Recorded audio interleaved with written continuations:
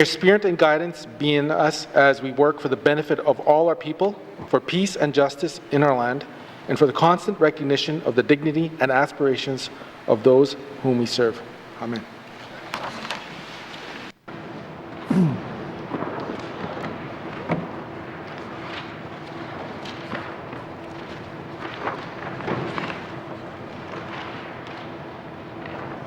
Members, I have received 2 letters from the Commissioner of the Northwest Territories, the Honourable Margaret Tom. The first, dated June 10th, 2020, reads as follows. Dear Mr. Speaker, I wish to advise that I assent to the following bills.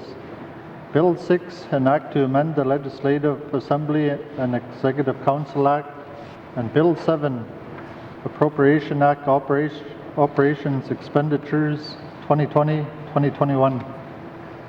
The second letter, also dated June 10th, 2020, reads as follows.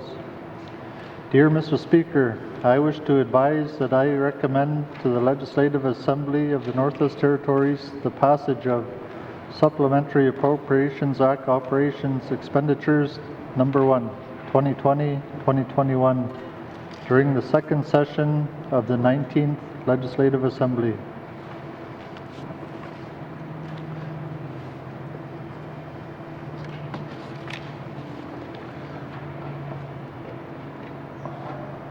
Minister statements. Minister statements. Minister of Health and Social Services. Mr. Speaker, COVID-19 has affected all areas of social and economic activity in the Northwest Territories and around the world. As the pandemic has evolved and jurisdiction has been able to manage its spread, all governments are looking at the public health measures that have been put in place and are continuing to adjust them. One area of significant interest to our government and to all the people and the communities in the Northwest Territories is travel. Due to the restrictions the Chief Public Health Officer has placed on travel early on, we have been fortunate in the Territory to have only seen 5 cases of COVID so far. While our strategy of restricting travel has clearly been a success when it comes to protecting public health, we have to recognize that it is a serious step and there are some significant legal limits and considerations that need to be respected. One of those legal limits is the requirement to respect the Charter of Rights and Freedoms, guarantees on freedom of mobility. The Charter gives all Canadians the right to travel freely throughout Canada, and the Government of Northwest Territories does not have legal authority to override that. Although this means that our government cannot close the borders to Canadian residents, it does prevent us from placing restrictions and conditions on travel by people once they are in the Northwest Territories. This is what we have done under the public health order issued by the Chief Public Health Officer. Under the current orders, all travellers entering the Northwest Territories are greeted at the checkpoint by a border officer. The border officer collects their information. If they do not meet an identified exemption, informs them of the N.W.T's public health travel restriction, including the requirement for anybody entering to self-isolate for 14 days. Travellers have the opportunity to voluntarily turn around if they choose not to. They are informed that they must seek the exceptional circumstances exemption and immediately self-isolate if they wish to proceed further in the Northwest Territories. This is a shift in how the current order was being implemented. Mr. Speaker, before May 29th, border officials asked people to turn around and return to their destination if they did not fit an existing exemption in order to meet our objectives. Following legal developments in southern Canada, challenging similar actions in Newfoundland and Labrador, we realized we need to take steps to more closely align implementation of our order with the mobility provisions of the Canadian Charter of Rights and Freedoms. When I or the Premier have spoken about travel restrictions, we have spoken about different aspects of the same order. The bottom line is that our government cannot prevent people from entering into the Northwest Territories, but we can restrict or prohibit their movements once they are in the Northwest Territories. Travel restrictions are legitimate and necessary to measure how how to help slow the spread of COVID-19 and mitigate its impact on Northwest Territories residents, communities, and the healthcare system. We will continue to maintain travel restrictions so long as they are necessary to protect our residents. We will continue the requirement for people to self-isolate in one of the 4 regional self-isolation communities if they'd entered from outside the territory. Our plan is to continue to cover the costs for people who need to access one of our self-isolation centres for Northwest Territories residents, but we'll be asking non-Northwest Territories residents to cover the costs of their stay themselves.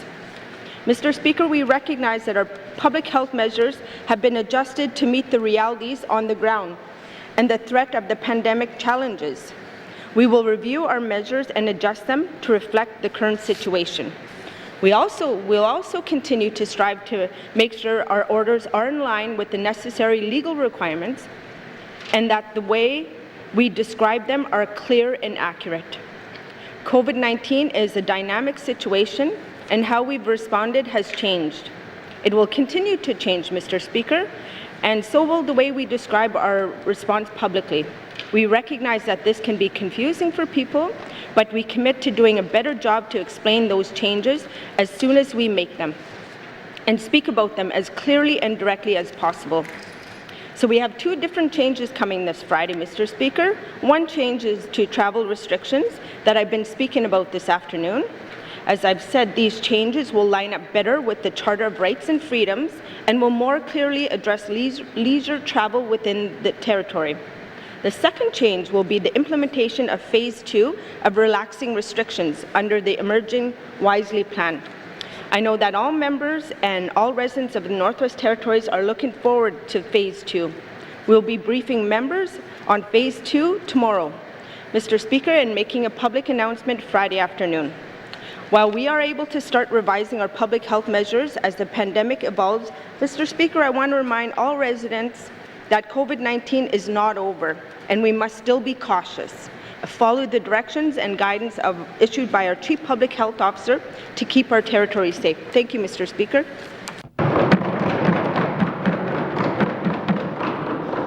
Thank you, Minister. Minister statements. Minister statements. Minister responsible for MACA.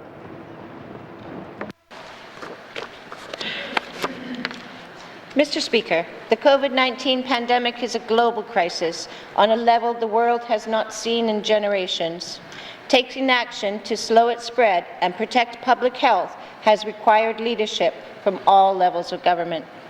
Today, I would like to highlight the work that has been done by the Department of Municipal and Community Affairs and the Emergency Management Organization in response to COVID-19.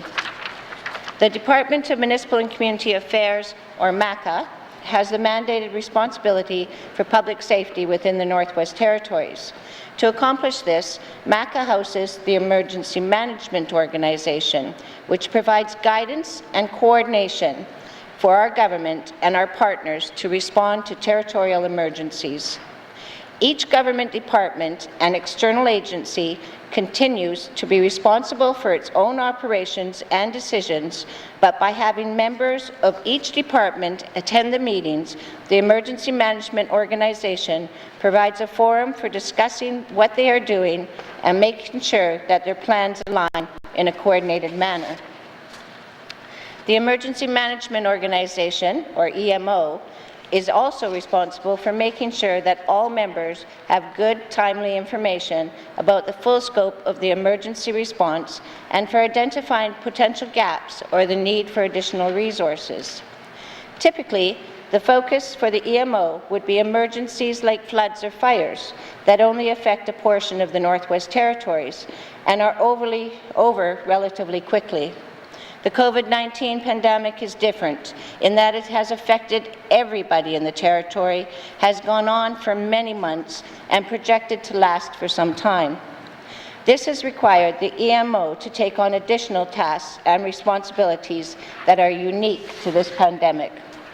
Specifically, the EMO has established and maintained all isolation centres in the 4 regional centres, Yellowknife, N.W.T, Hay River, and Fort Smith.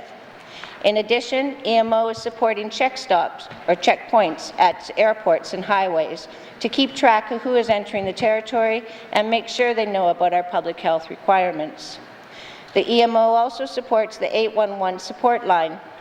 Residents can call this one easy number and select one of 3 options: general information on COVID-19 in the Northwest Territories, protect N.W.T to raise issues of compliance for the Enforcement Task Force, and the third is to inquire about available services and support in the communities. EMO operators answer the calls on community supports. The EMO is also working to obtain and distribute personal protective equipment for non-medical essential workers, non-government organizations, community governments, and Indigenous governments. Community and Indigenous governments have supported these efforts by completing needs assessments to identify their personal protective equipment needs. Mr. Speaker, community and Indigenous governments have also been affected by COVID-19 and have needed to adjust their operations and how they serve their residents. Since mid-March, the Department of Municipal and Community Affairs has worked with senior administration officers and band managers to identify and monitor impacts to communities as a result of COVID-19, share information, update community emergency plans, and ensure continuity of emergency and essential services. These have included practical challenges, such as holding council meetings remotely and making the required changes to bylaws to do so, and helping community governments understand how the Chief Public Health Officer orders affect them. As well, I've held weekly virtual town hall meetings with community and Indigenous government leaders since the beginning of the pandemic to provide a forum to hear and answer their concerns. Other ministers and N.W.T officials have also joined me at these meetings to answer questions that leaders have had about specific topics. Our government is extremely grateful for the support municipal and Indigenous governments have provided residents since the beginning of this pandemic.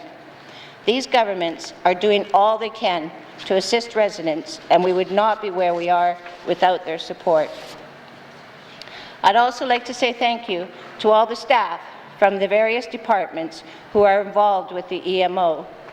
All those who have voluntarily redeployed from other departments and agencies to support the response efforts, regional MACA staff who are continuing their direct engagement with communities, our management team who have worked non-stop since this began, and all those supporting the EMO and health efforts. Only by working together to identify and address gaps in our plans have we been able to keep this pandemic at bay and protect the residents of the Northwest Territories. Mr. Speaker, we have faced many emergencies in the past, but none have measured in comparison to COVID-19. This pandemic is not over, but by each of us doing our part to abide by the Chief Public Health Officer's orders and all stakeholders working together through the Emergency Management Organization, we will be better prepared as we plan for a potential second wave in the fall. Thank you, Mr. Speaker.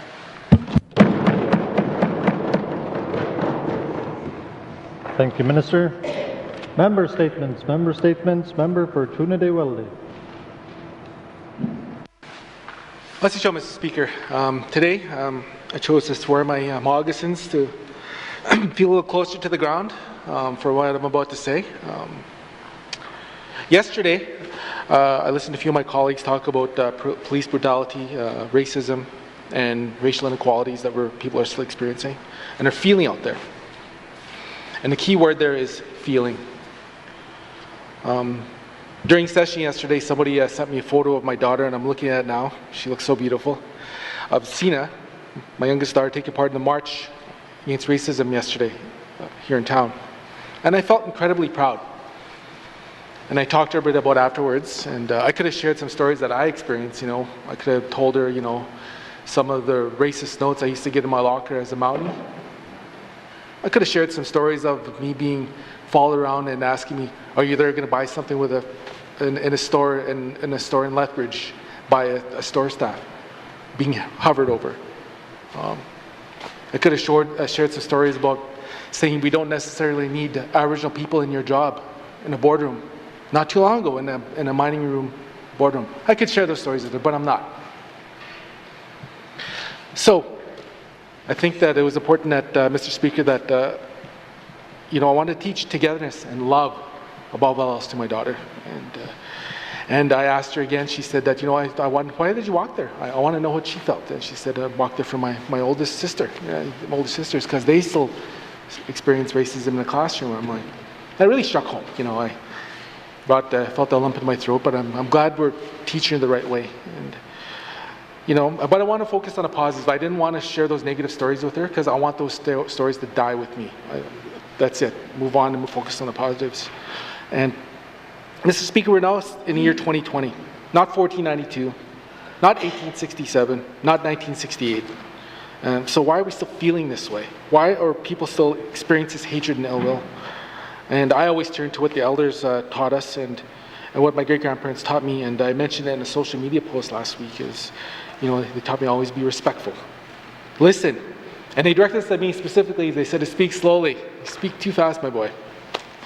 And never laugh at people. And you really think about that. Elders have a way of speaking to you, and it doesn't click in until maybe 30 years down the road. And it's important that we get that message across, even what the elders taught us, and to pass it on to our children. Mr. Speaker, I seek unanimous consent to finish my statement. We're seeking unanimous consent to conclude a statement. Are there any nays? There are no nays. You may conclude your statement. Mr. Speaker, Master colleagues. And I guess through all this, how does this all tie in with what we're doing here? So, again, we need to learn from this. And in this House, and with the N.W.T, for me, I questioned myself, why are we still experiencing high unemployment rates in our small communities, even across the territories?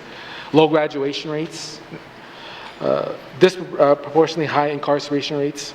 So how do we get better at this? I look at the history, and you look at the Dark Ages, and they had the Renaissance. People thought through the way. They opened their minds. I think it's still doable. We just need to fight through that and change some of our policies, and think through that. And I could probably go on and on about a list of things that some of the struggles that we're still having, but I'm going to focus a little bit on our affirmative action policy. So with that, I'll have some questions for the Minister of Finance during oral questions. Mr. Shaw.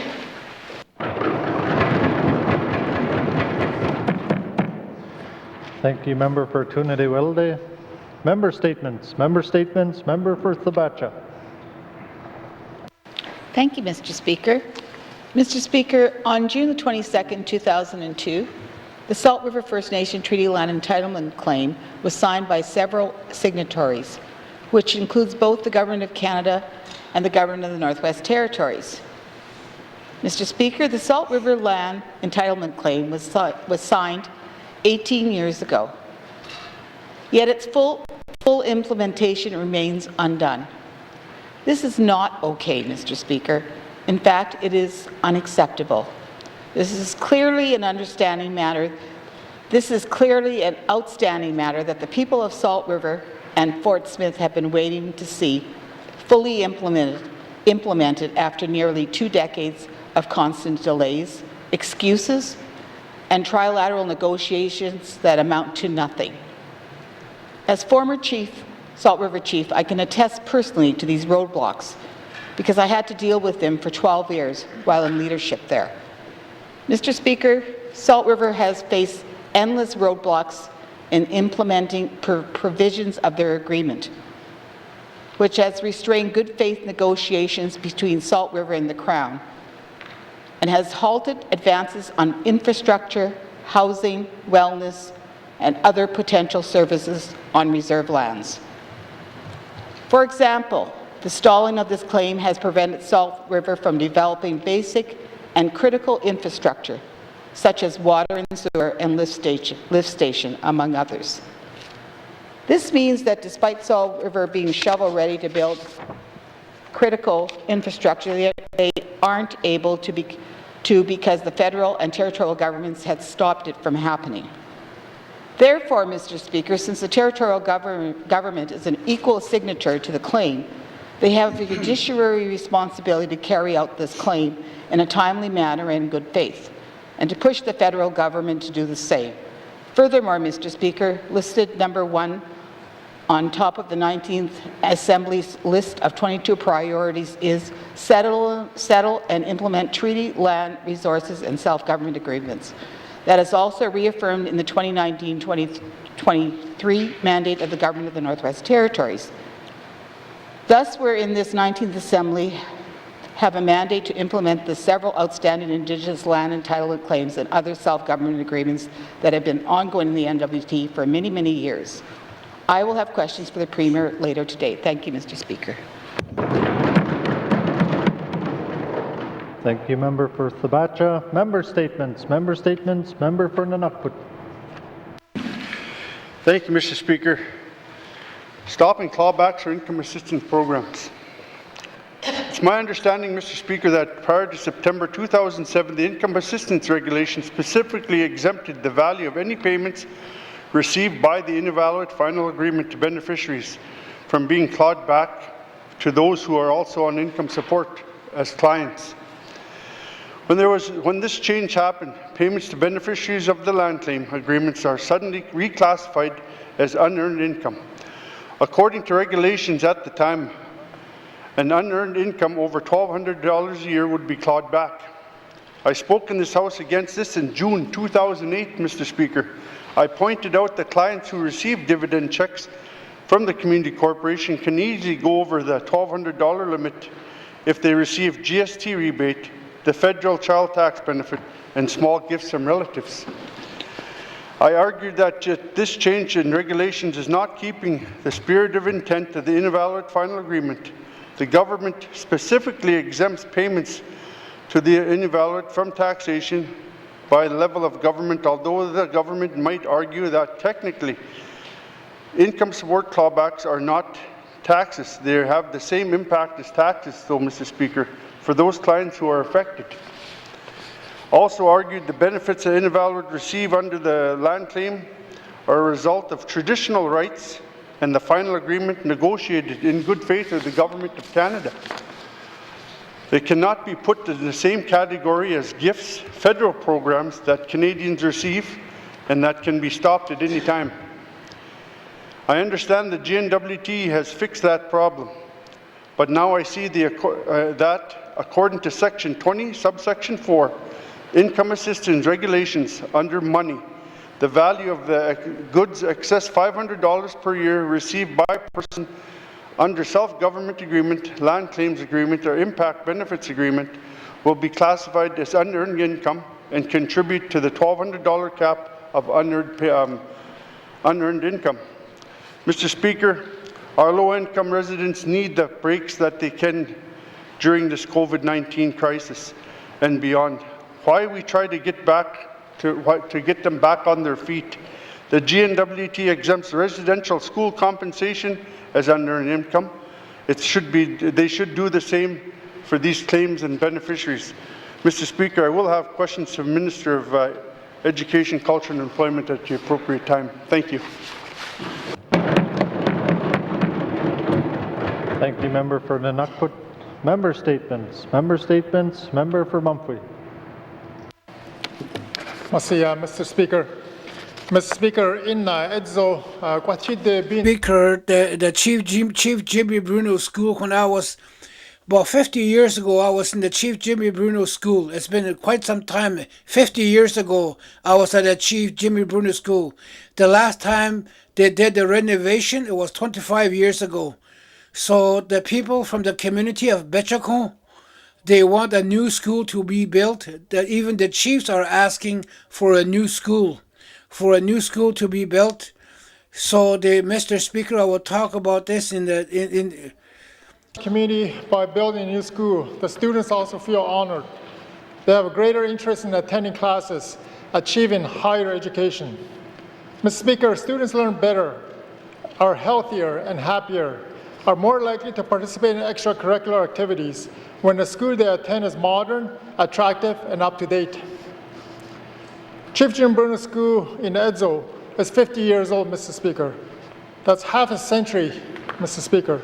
When it was built, NASA first moon landing was still making the headlines. Seriously, Mr. Speaker, Chief Jim Bruno School is one of the oldest schools in our territory. Mr. Speaker, the Department of Education has no option but to invest significant capital dollars into our school. The question is, will the money be used to give us a brand new school that genuinely serves the needs of our Clinton students, a school those students are proud to attend? Or will the department try to revive the existing worn-out school by patching it up yet again, hoping for the best? Mr. Speaker, Chief Jim Bruno School in Edzo is 5 years older than J.H. Sisson School in Yellowknife. And J.H. Sisson School is currently in the process of being replaced with a brand new school.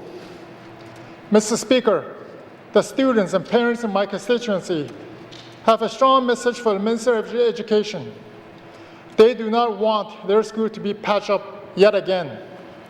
That was already done back in 1995, 25 years ago, Mr. Speaker. They want a brand new school, which the students need and deserve.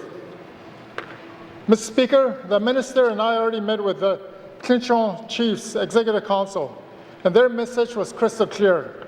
They want a brand new school. Community residents are also demanding a brand new school. Mr. Speaker, I will have questions for Minister of Education at the appropriate time. Merci, Mr. Speaker. Thank you, Member for Mumphy. Member statements. Member statements. Member for Twin Lakes.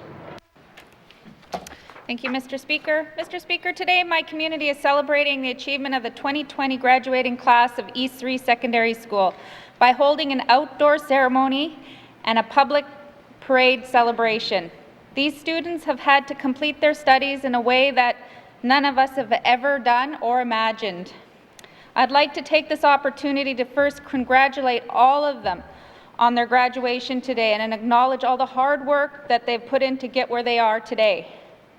I'd also like to acknowledge their parents, guardians, and other family members, community members, educators who supported these East 3 graduates today.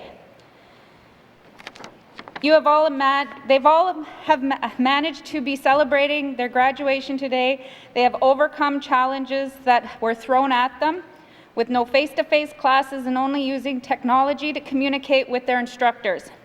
I would say life has prepared them for this challenge. Many of us have not been born into this world of technology and social media and are struggling.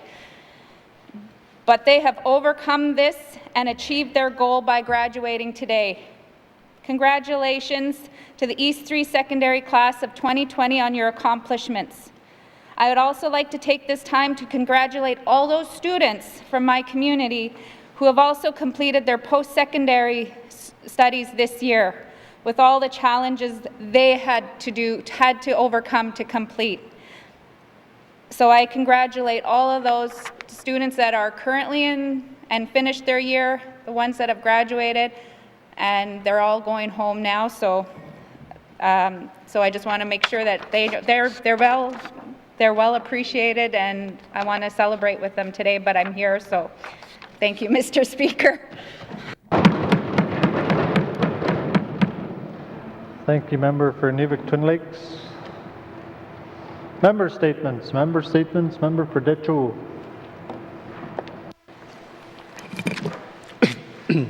Merci, Mr. Speaker. Mr. Speaker, today I would like to highlight the excessive use of alcohol and drugs since the onset of the coronavirus outbreak.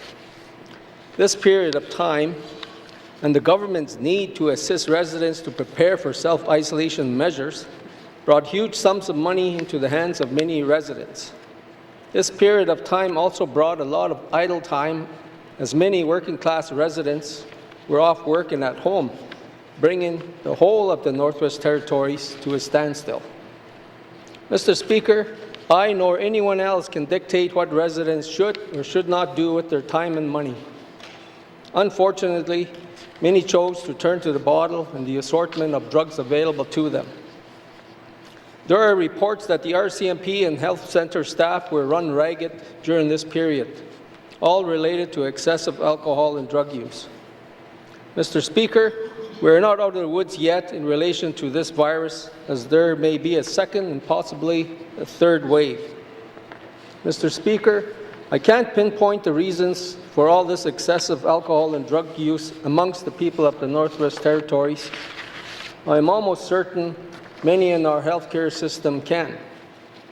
Mr. Speaker, the leaders in my riding have expressed concerns with the ongoing problems with alcohol and drugs. They see the N.W.T having no regard to strict restrictions on alcohol sales and were quite taken aback with the Dial a Bottle program. Mr. Speaker, therein lies a major contributor to the alcohol and drug problems faced by many residents of the Northwest Territories, and especially our Indigenous communities. Mr. Speaker, I would also like to note that the many residents that do not use alcohol and drugs and lead a healthy lifestyle are equally affected by this dilemma.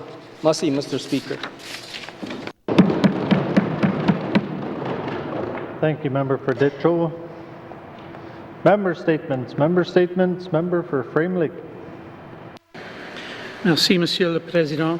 Members of the last Assembly and the public spent a considerable amount of time reviewing and improving proposed legislative changes to increase benefit retention from resource development.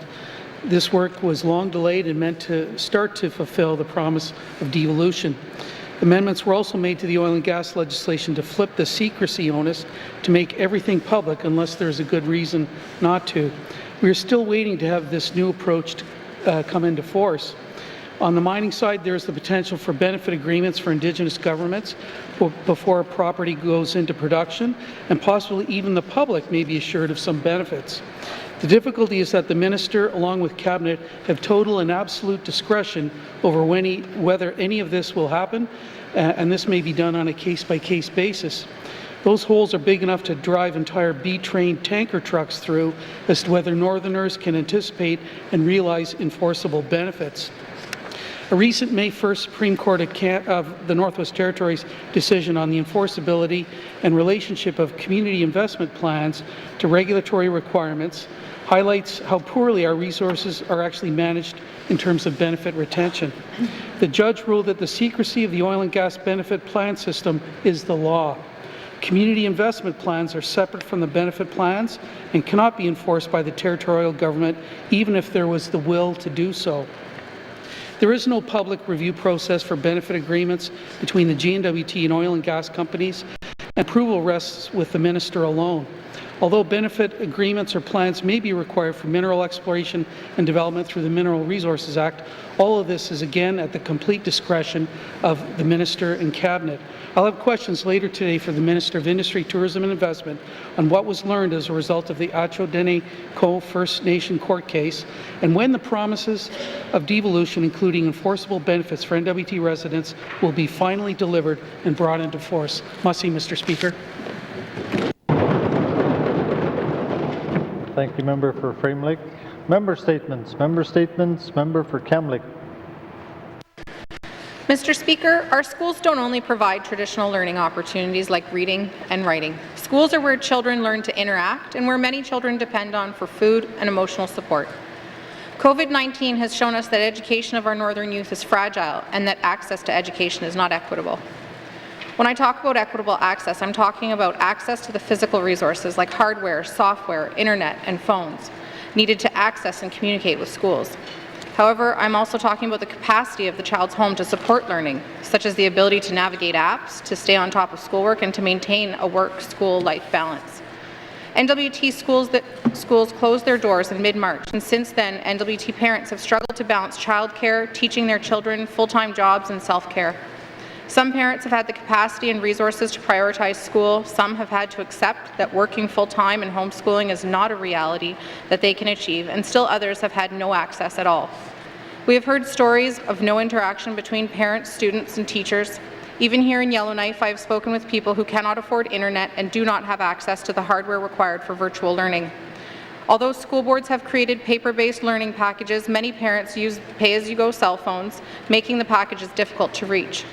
And other parents still are confronting their own unique challenges, making it difficult to lead their children through homeschooling. I learned from some educators that the combination of access and capacity have resulted in one school seeing roughly a 1/3 participation in school assignments. Mr. Speaker, I do not share this out of judgment. I feel we just need to honestly understand where we are before we can talk about where we want to be and what we need to get there. We have closed schools relying on an expectation that all children have equitable access to education, yet we also know that we are in an infrastructure deficit that is inhibiting the quality of access. Sadly, our socioeconomic disparities are such that this is disproportionately affecting our lower income families to a greater degree. Our schools are the foundation of equitable access to education. Learning fuels pride, resilience, and social connection. We always tell our children to prioritize their education because no one can take it away. Yet here we are, Mr. Speaker. Without schools, our equitable access to learning supports creates barriers that may be insurmountable by some. I believe the GNWT is going to need to take extraordinary steps to ensure that the 2021 school year does not become the year that drives a further wedge between our privileged and underprivileged students. I look forward to hearing from the Minister of Education about the work his department is doing to overcome the challenge of inequitable access to education supports. Thank you, Mr. Speaker. Thank you, Member for Kamloops. Member statements. Member for Yellowknife North. Thank you, Mr. Speaker. Due to COVID-19, we in this House and in government have gained an audience, many paying attention to us for the first time in their lives. And Mr. Speaker, this is an opportunity to educate people on our processes and work to improve them. As an example, yesterday, Mr. Speaker, we passed Appropriation Act Operations Expenditure 2020-2021, and today it just received assent from our Commissioner. Admittedly, Mr. Speaker, when Bill 7 came up on the order paper, I had to double-check what it was. That was us passing a $1 billion budget, and for the first time in this House, it received unanimous consent in years. That has not occurred, Mr. Speaker. But I think to the average person watching, they didn't notice that happen. And Mr. Speaker, there are many things we can do to just simply change our processes to make them more accessible. The vast majority of my meetings are done in camera. Another one of these terms, originating from England, that means in the room, or confidential or private. I think most of us understand what in camera means, but why don't we simply just call it confidential? And Mr. Speaker, this is a problem because it requires us as members to know things, to pretend we don't know other things, and creates this cognitive dissonance. I think it is even worse on that cabinet side, where ministers are unsure what they know, what they're supposed to know, and communicating this at times can become very difficult. I myself, Mr. Speaker, have information I know and been trying to get to a constituent for a number of months, but have yet to get it confirmed in a public matter. And Mr. Speaker, I don't think there is anything nefarious going on in the lack of transparency.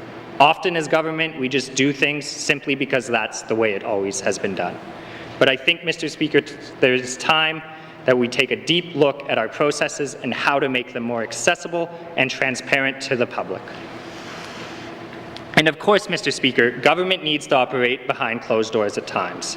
We deal with legal advice, we deal with very personal health information, we conduct tough negotiations, and we hold information that, if released the wrong way, can have wide-reaching consequences. I'm not presuming we get rid of all confidential meetings, Mr. Speaker, but I am asking that all of us in this House, before we do anything, ask, can this action be made public and accessible? And Mr. Speaker, I wish to commend much of the work our comm staff do in making information more accessible and converting documents to plain language. But I ask myself, perhaps we could just operate in plain language in the first place. Mr. Speaker, I am seeking unanimous consent to conclude my statement. Thank you, Member for Yellowknife North. The member is seeking unanimous consent to conclude a statement. Are there any nays? There are no nays. You may conclude your statement. Thank you, Mr. Speaker.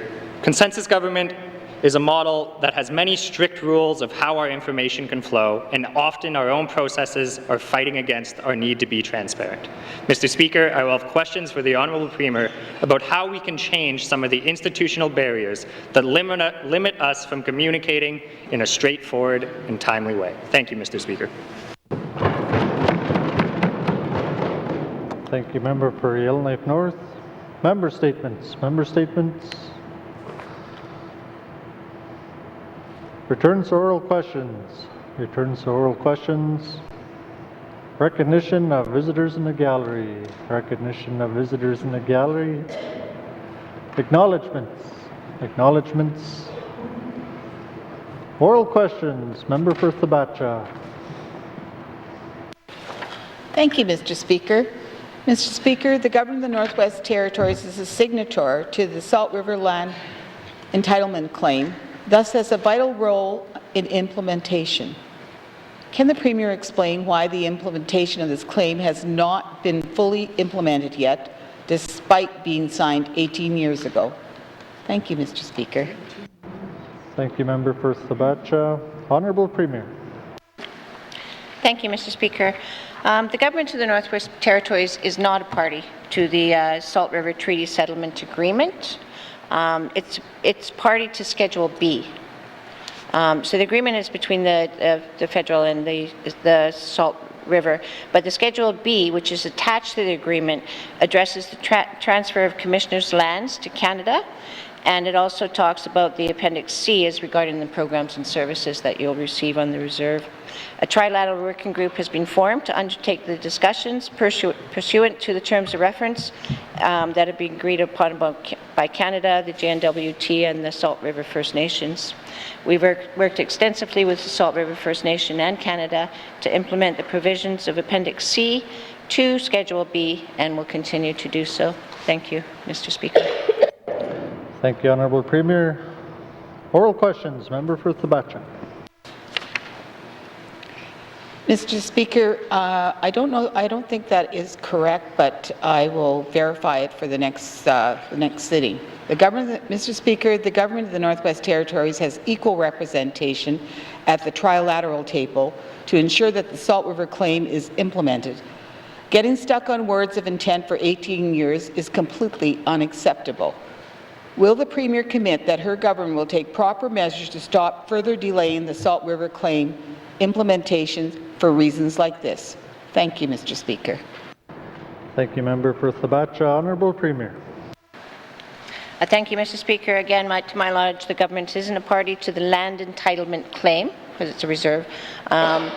So we don't have authority on that agreement, but we do have the appendixes. So the Appendix A, which is talking about the land, is actually done, in my understanding. It's the Appendix C that is about programs and services. We're more than willing to work with Salt River on this. I think the MLA would know that when I was the Minister of Housing in the last Assembly, many years that housing had not been provided on that reserve, and I stood up and said we need to provide services to that reserve. So that carries through with my commitment as Premier. I recognize that those residents are residents of the N.W.T, and we will do what we can to provide them the same quality of services that we provide to all residents. Thank you, Mr. Speaker. Thank you, Honourable Premier. Oral questions. Member for Thabacha. Thank you, Mr. Speaker. Mr. Speaker, will the Premier commit that this government will stop dragging its feet and begin work immediately with the federal government to complete the implementation of the Salt River claim within the life of this government? Thank you, Mr. Speaker. Thank you, Member for Thabacha. Honourable Premier. Thank you, Mr. Speaker. Absolutely. The land claims for all of the Indigenous governments are critical, and Salt River is no different than any other one. So we have a trilateral working group. They've met twice already since the beginning of this term, and the official steering committee has met even more regularly. So they are meeting regularly already.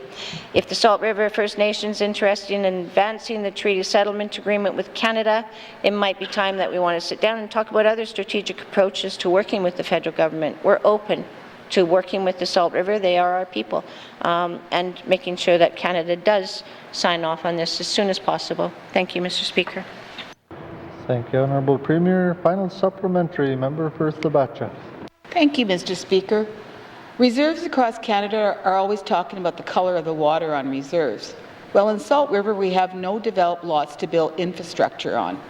Can the Premier ask the Prime Minister in one of their weekly talks to implement the shovel-ready project of the Salt River First Nation to ensure the reserve actually has water and sewer for the development of these surveyed lots? Thank you, Mr. Speaker.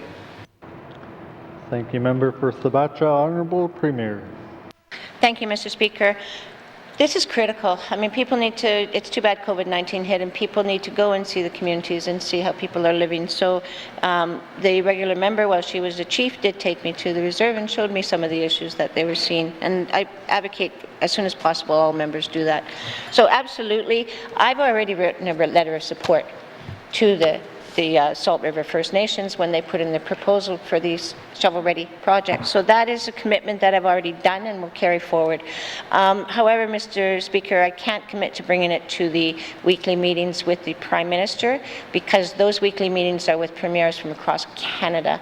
It's more of general topics that we all are talking about. What I can commit to is that I will bring it up to our Northern Affairs Minister, and if I have one-on-one meetings with the Deputy Prime Minister or the Prime Minister, at that point I will bring it forward. Thank you, Mr. Speaker. Thank you, Honourable Premier. Oral questions. Member for N.W.T. Thank you, Mr. Speaker. Mr. Speaker, today was speaking my member statement about clawbacks in regards to invalid beneficiary checks in regards to beginning our yearly payment as a beneficiary.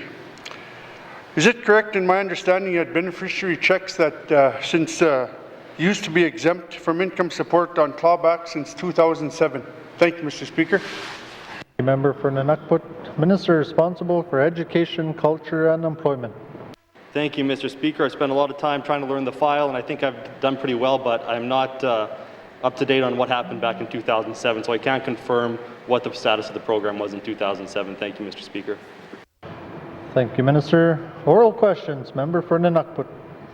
Thank you, Mr. Speaker. Why does the N.W.T feel payments to beneficiaries across the invalid beneficiaries be clawed back from income support clients? Why? And thank you, Mr. Speaker. Thank you, Member for N.W.T. Minister responsible for EC&E.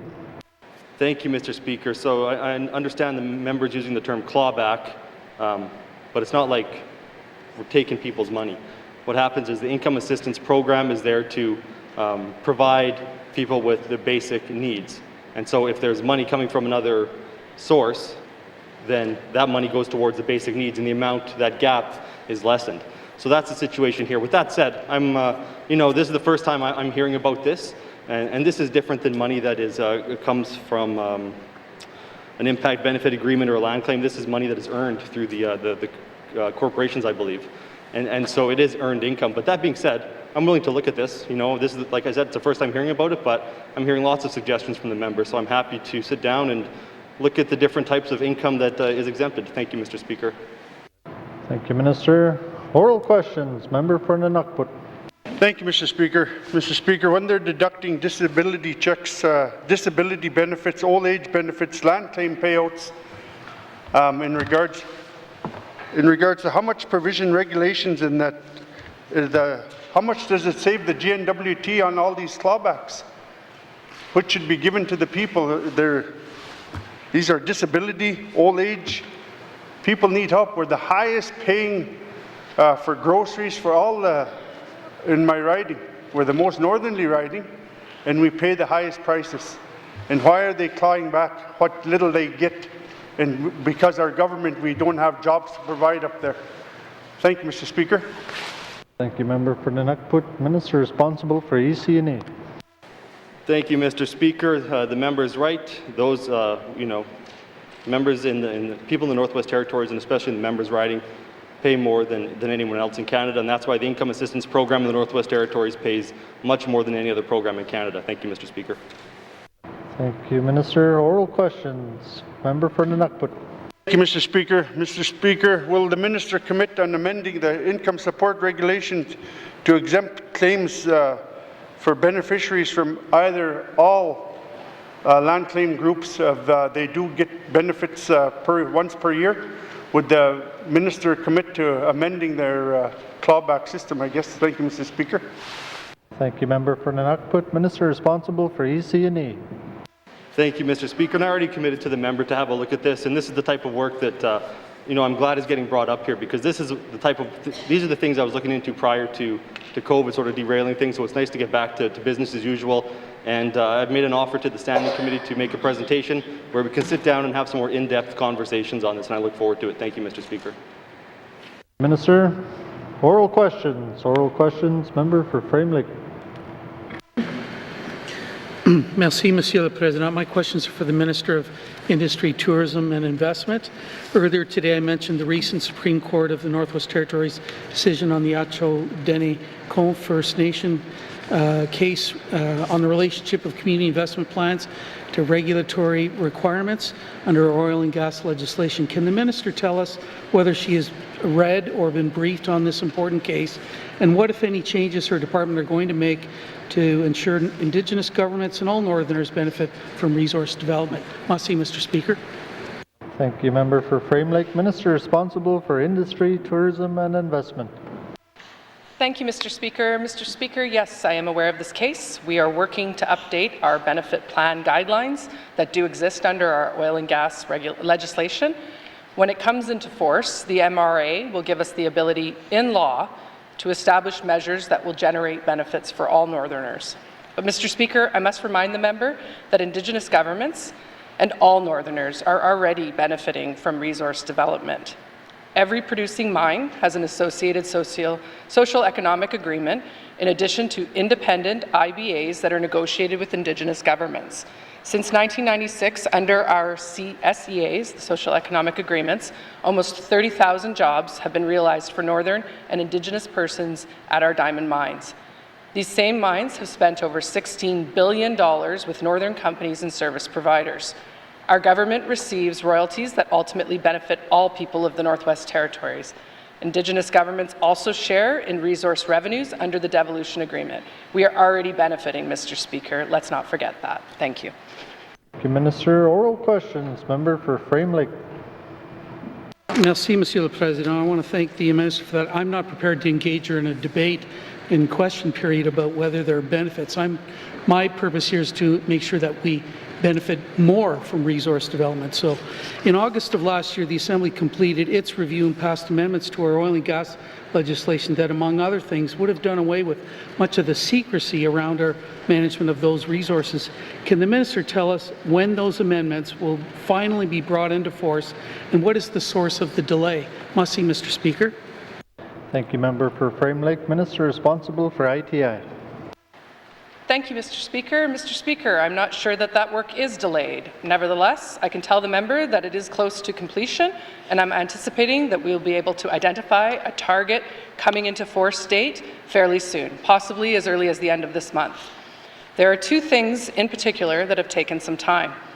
The Office of the Regulator of Oil and Gas Operations, or AROGO, wanted the opportunity to develop two sets of guidelines and interpretation notes which will help explain their application and administration of two of the amendments. These have now been drafted. More critically, our government needed to update our technology infrastructure to be able to host a secure, public-facing online database. That is the work that is now almost done. And when it is ready, we will go live and bring the legislation into force. Thank you, Mr. Speaker. Thank you, Minister. Oral questions. Member for Frame Lake. Merci, Monsieur le Président. That's great news from the Minister. I'm glad to hear that we're weeks away from flipping the secrecy onus, and I certainly pushed very hard to get the public registry as part of the legislation.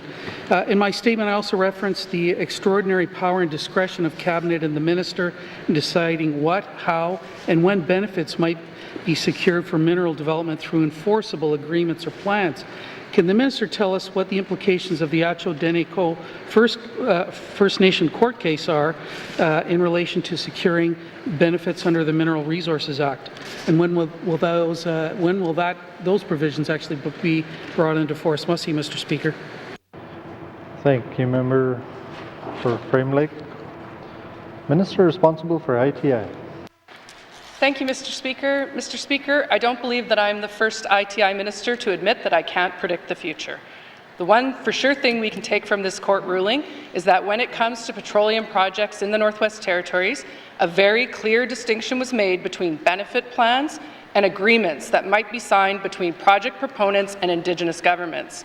Now, as far as our work on the Mineral Resources Act is concerned, I can tell you that as we get back to the more regular business of government, these regulations will become a focal point for our government. This work will take time, and our planning for it is underway. The MRA is a brand new act. We are building some of the regulations from the ground up, and that will require research and input from the multiple parties. What I will do is assure the member that as our work moves forward on this file, I will keep him and the rest of the members of this House involved and informed, and as already committed to during ITI's main estimates review. Thank you, Mr. Speaker. Thank you, Minister. Oral questions. Final supplementary, member for Frame Lake. Merci, Monsieur le Président. I want to thank the Minister for that. Another piece of really great news. Of course, it's a challenging time in the Northwest Territories for resource development, as we have so little control over commodity prices and financing. What assurance can the Minister provide that securing benefits for Northerners from resource development to fulfill the promise of devolution is truly a priority as we enter an era of economic recovery? Merci, Mr. Speaker. Thank you, member for Frame Lake. Minister responsible for ITI. Thank you, Mr. Speaker. Mr. Speaker, I am happy to provide the member and this House with that assurance. Absolutely. It is part of our mandate, and I think it has been evidenced most recently in the rollout of our approach to COVID. I have said numerous times that we will need our resource sector to anchor our recovery. Mining and exploration are the biggest source of private sector jobs and income for our residents, and when they return to full operations, will once again be major buyers of products and services from Northwest Territories companies. We have worked with our mines and resource companies to ensure their safe and continued operation. We have taken steps to protect mineral tenure in the Northwest Territories by suspending payment and work requirements as we work on more comprehensive and coordinated relief measures. Also, the Mining Incentive Program has been adapted to support Northwest Territories prospectors and company-led mineral exploration projects, and to ensure that their projects this summer will be in line with orders and conditions of the Chief Public Health Officer. All of this, Mr. Speaker, because we recognize the importance of mining and resource development in the Northwest Territories. Thank you, Mr. Speaker. Thank you, Minister. Oral questions. Member for Nivik-Twin Lakes. Thank you, Mr. Speaker. My questions are for the Minister of EC&E. As I'm aware that the department is working with the district education authorities on their plans for reopening in the fall, today there was an article released by CBC that the DECs were not informed about decisions that they have to fund from within COVID supplies. I hope this is not the case, as they don't have the budget. So my question is the DEC responsible to cover this cost? Thank you, Mr. Speaker. Thank you, member for Nivik-Twin Lakes. Minister responsible for education, culture, and employment. Thank you, Mr. Speaker. Every single day, there are meetings between the Assistant Deputy Minister of Education and Culture and all of the superintendents in the Northwest Territories. Every 2 weeks, I meet with the education leaders, so the chairs of the 10 DEAs and DECs in the territory, and there's constant communication. We always make sure we let the education bodies know what we are thinking. We always want to know what they're thinking, because the way education is in the territory, it's so decentralized that we have to collaborate. So in terms of the costs, where we are right now is figuring out how we're going to reopen schools. The CPH, the Chief Public Health Officer, released a document that outlined how schools should be run in terms of the safety precautions that need to be taken, what sort of PPE is needed, what sort of distancing is needed, class sizes, and things like that. Since the day that was released, ECE has been working with the education bodies to figure out how that could be implemented in the upcoming school year. I believe every school now has completed a plan. The Chief Public Health Officer is going to look at 2 of those plans, one from a big school, one from a small school, give feedback, and from there we can figure out if there will be extra costs. And then we can start talking about costs, Mr. Speaker. But right now, we're not even at that point. Thank you, Mr. Speaker. Thank you, Minister. Oral questions. Member for Nivik-Twin Lakes. Thank you, Mr. Speaker. And the way that this has been rolling out, it's been so quick with COVID. You know, it's not the school's fault that COVID happened either. So I'm just wondering if the department is going to be working with the DECs, will they have to cover the cost initially? How is this going to work? I know the minister says it's not, but there's got to be some kind of idea. Are they going to provide money, advance money, or are they going to use within and bill back to the department, you know, of finance or wherever this COVID relief funds are there? Is there COVID relief funds for schools? Thank you, Mr. Speaker. Thank you, member for Nivik-Twin Lakes. Minister responsible for EC&E. Thank you, Mr. Speaker. So to the specific question, are there COVID relief funds? No, those would have to come through this House, and that hasn't happened yet. Our budget, our main estimates, which we passed yesterday, that document was finalized before anyone had an idea that COVID was even coming to North America. So there's nothing in there, and nothing's been in the supplementary estimates yet. However, we have allocated the full amount for the year to schools, and so I don't think it's urgent that on day one we need to start making payments or deal with this, because they have, that entire amount is going to be available to them. So we're not going to leave schools hanging. That's the bottom line here. Students had a rough break these past few months, and we need to make sure they get back on track. We need to make sure that schools are supported. And so we're all in this together. ECE is in it with the education councils, and we're going to work together to make sure that what needs to get done gets done. Thank you, Mr. Speaker. Thank you, Minister. Oral questions. Member for Inuvik-Twin Lakes. Thank you, Mr. Speaker. Before I arrived to here, I wore different hats, so I'm very familiar with the Beaufort Delta and the sizes of the school and the amount of students, and I'm very familiar with Inuvik East 3 Elementary. We have a new school. Junior kindergarten got implemented. They took over the music room, the computer room. We have no space in that new school with junior kindergarten numbers. They, I don't know where they calculate how they can fit students in, but we have about 450 on average students coming into our school in the fall that's already tight fitted. How is the Department of ECE going to ensure that these students have proper fitting PPE going into the fall? Thank you, Mr. Speaker. Thank you, Member for Inuvik-Twin Lakes. Minister responsible for ECE. Thank you, Mr. Speaker, and that's a good question about proper fitting PPE. We can't just say, students have to wear PPE and then, not have stuff that fits them. So those are conversations that are happening right now. In terms of just PPE in general, ECE has received, I can't recall the numbers, but thousands of pieces of PPE have already been donated that are going to be flowing out to the schools. The boxes of them are sitting here downtown right now. So we're working on that. The Emergency Management Organization is procuring PPE for all government departments, including ECE. So I can get some back to the member on those details, because I have to say I don't have those exact details, but it's a good question, and it's something we're going to have to work on. Thank you, Mr. Speaker. Thank you, Minister. Final supplementary, member for Inuvik-Twin Lakes.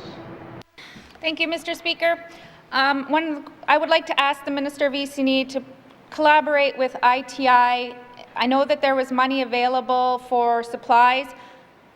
As a past nurse, knowing that PPE is a one-size-fits-all, there's no real, so with little kids in junior kindergarten, they're not going to fit general PPE masks and gloves and things if they're going to need that. So can the minister work with the Minister of ITI to maybe create some jobs in my community and the rest of the Northwest Territory communities to maybe have some people sewing some masks and get on it on the summer and get some for the schools so that they can come up with a plan on how to do this? Thank you, Mr. Speaker. Thank you, member for Inuvik-Twin Lakes. Minister responsible for ECE. Thank you, Mr. Speaker. And I do have the numbers about the PPE that has been donated. There have been 3,000 face shields donated, and those are going to be worn by the adults in the school, so that'll be a couple each. And then 20,000 face cloth masks have been donated, and those come in various sizes for students. That being said, there will need to be more, so I'm happy to work with the Minister of ITI and figure out how we can do that and create some local employment. Thank you, Mr. Speaker.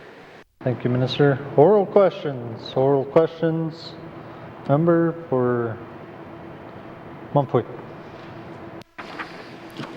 Mr. Speaker. Merci, Mr. Speaker. When I spoke on member statement earlier, when Chief Jimmy Bruno asked for a school, that was about 50 years ago. Again, today I ask about education, culture, and employment that's under education. For a new school in our community of Bishopcombe. So I'd like to ask a question to Minister of Education, Culture, and Employment about his capital plans for a community school. Mr. Speaker, first question I have for the Minister is, what criteria does his department use for deciding whether to build a new school or simply rehabilitate the existing building. Mr. Speaker.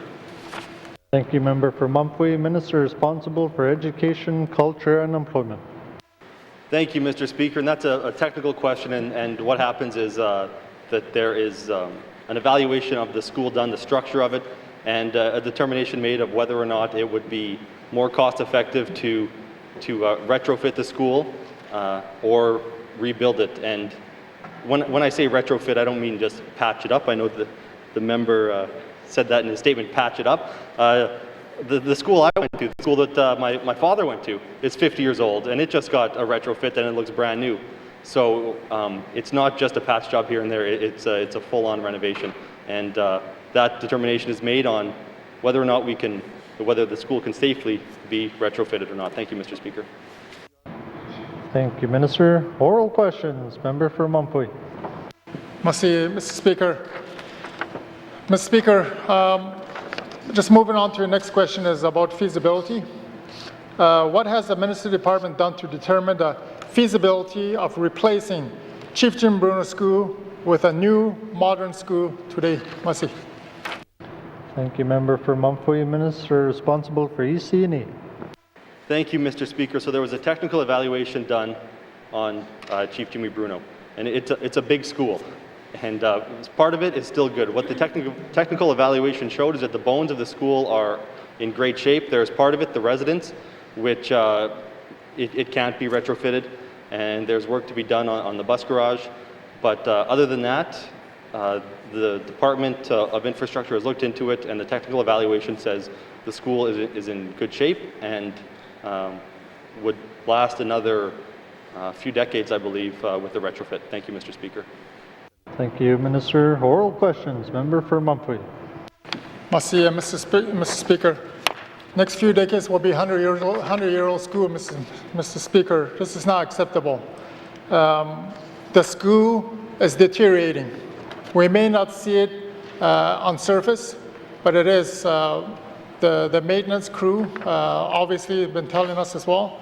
But I'll move on to the next question, Mr. Speaker, because this is a question from my leadership and my community members of Bishopcombe. Mr. Speaker, the Education Department has no problem promising to replace J.H. Sissons in Yellowknife with a brand new school, Mr. Speaker.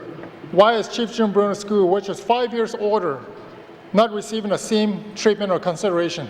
Mr. Speaker. Thank you, Member for Mumphrey. Minister responsible for EC&E. Thank you, Mr. Speaker. Just like people, the age of buildings isn't always necessarily the best indicator of what kind of shape they're in. So J.H. Sissons was just in the shape where it needed to be replaced, whereas Chief Jimmy Bruno is in much better condition. And you know, the member is correct that there have been conversations with the Tlicho government. He accompanied me to EDSO, and we sat in the school and we spoke with the Tlicho leadership, and they made very clear what their preference would be. And so I made some commitments to them, and I followed through on those commitments, and I'm almost at the point where I'm going to be reaching back out to the leadership. Thank you, Mr. Speaker. Thank you, Minister. Oral questions. Member for Mumphrey. Mr. Speaker. Mr. Speaker, obviously my leadership's demanded a new school, and I'm glad the minister is following through with that. This is a very serious issue that is before us.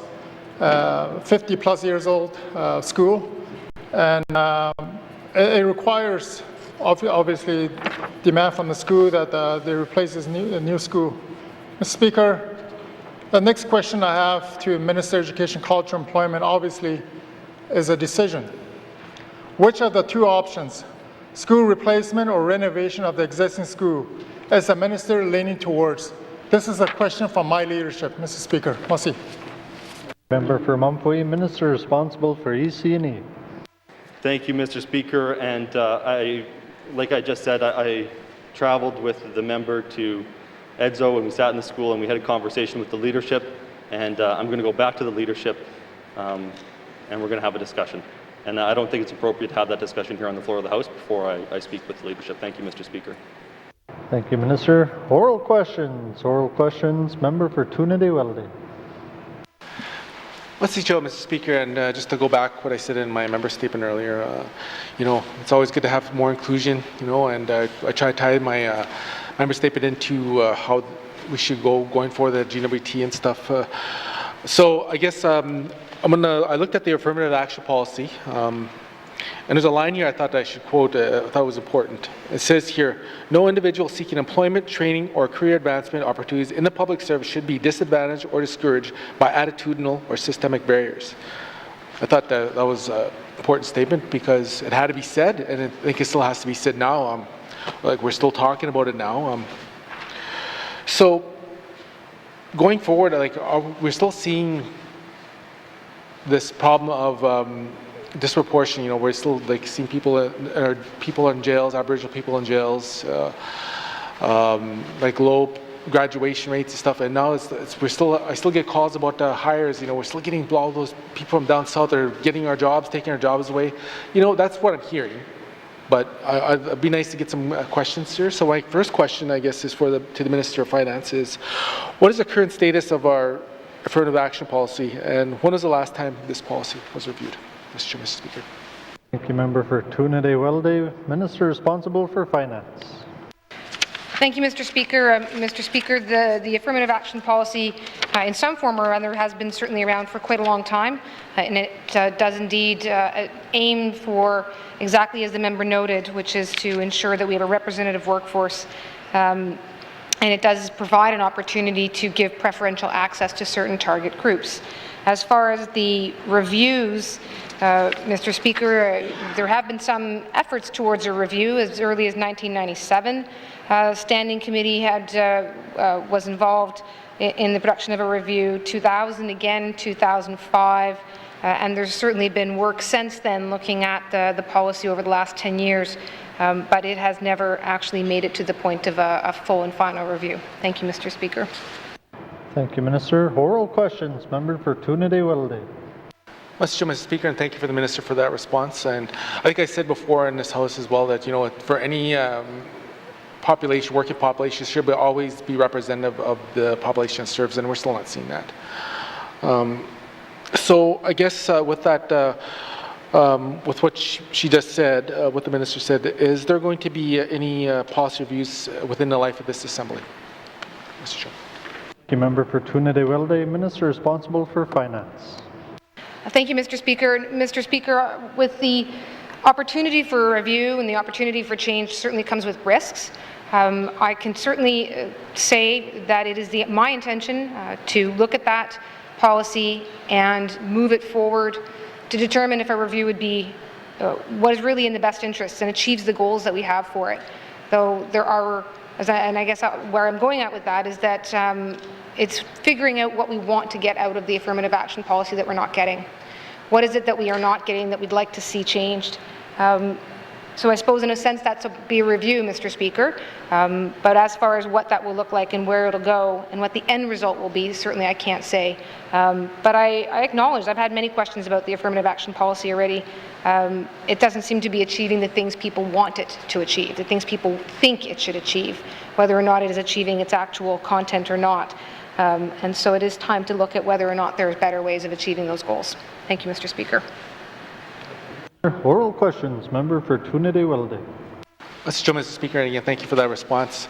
I think going forward, it's always good to know where we sit and get a baseline of how good all our policies are going, and its inception until present. So, I guess my next question is: can the minister provide me with some statistics on how successful this or perceived success this policy's had since its inception? Mr. Speaker. Thank you, member for Tunade-Welde. Minister responsible for Finance. Mr. Speaker, I am, as soon as I'm hearing that there's a request for statistics, I do have human resources numbers in front of me over the last year. I don't have all the numbers since the inception of the policy, and I'm not sure that I'd be able to go all the way back into the 1990s, but I certainly will have statistics available over time. And as I understand it, Mr. Speaker, right now, we actually do fairly well at the N.W.T in terms of hiring individuals able and available and interested in the positions. That doesn't mean every time that the process goes smoothly or that every time someone is satisfied with the process. But that's exactly the challenge that I think we have, is that right now we're not achieving the goals that people perceive us to have, or the goals that people would like us to have. So I will certainly commit that I will get some numbers going back a reasonable period of time so that we can identify and see those trends. And hopefully that will help go forward as to where we should take this. Thank you, Mr. Speaker. Sir, oral questions. Member for Kamloops. Thank you very much, Mr. Speaker. My questions today are for the Minister of Education. I quickly realized today while sitting here that the member for Nunavut Twin Lakes and I are on the same page. I can save the minister a little bit of time today and let him know that there will be increased costs to schools for PPE. If the expectation is for schools to have physical barriers, for them to be able to have face masks, for them to have increased cleaning in the schools, potential for increased staffing needs. If a teacher has a runny nose, which if anybody here knows kids, runny noses in the fall and kids are kind of like peanut butter and jam. They just happen. And so there are going to be increased costs because of COVID for schools this fall. And so will the Department of Education, Culture and Employment ensure that school boards have access to that money? Because we all know that they don't have enough money that they need in order to run schools the way that we all as parents in the territory expect them to be run today. Thank you. Thank you, Member for Kamloops. Minister responsible for Education, Culture and Employment. Thank you, Mr. Speaker. So a lot of the things that the schools are doing, it won't cost extra money, but the member's right that PPE is something that we didn't have before. You can make hallways one way and adjust drop-off times for students for free, but when it comes to PPE, then that's an issue. So right now, we're well on our way to providing schools with PPE, and I'm going to obviously find out what the needs are and go back to Cabinet and find out how we can support schools. I can't say what the final decision of the Financial Management Board is going to be, but like I've said before, I'm here to support schools and I'm not going to leave them hanging. Thank you, Mr. Speaker. Thank you, Minister. Oral questions. Member for Kamloops. Thank you very much, Mr. Speaker. I'm happy to hear that, and I mean I'm also happy to follow up with the minister throughout the summer as he is able to work with the school boards.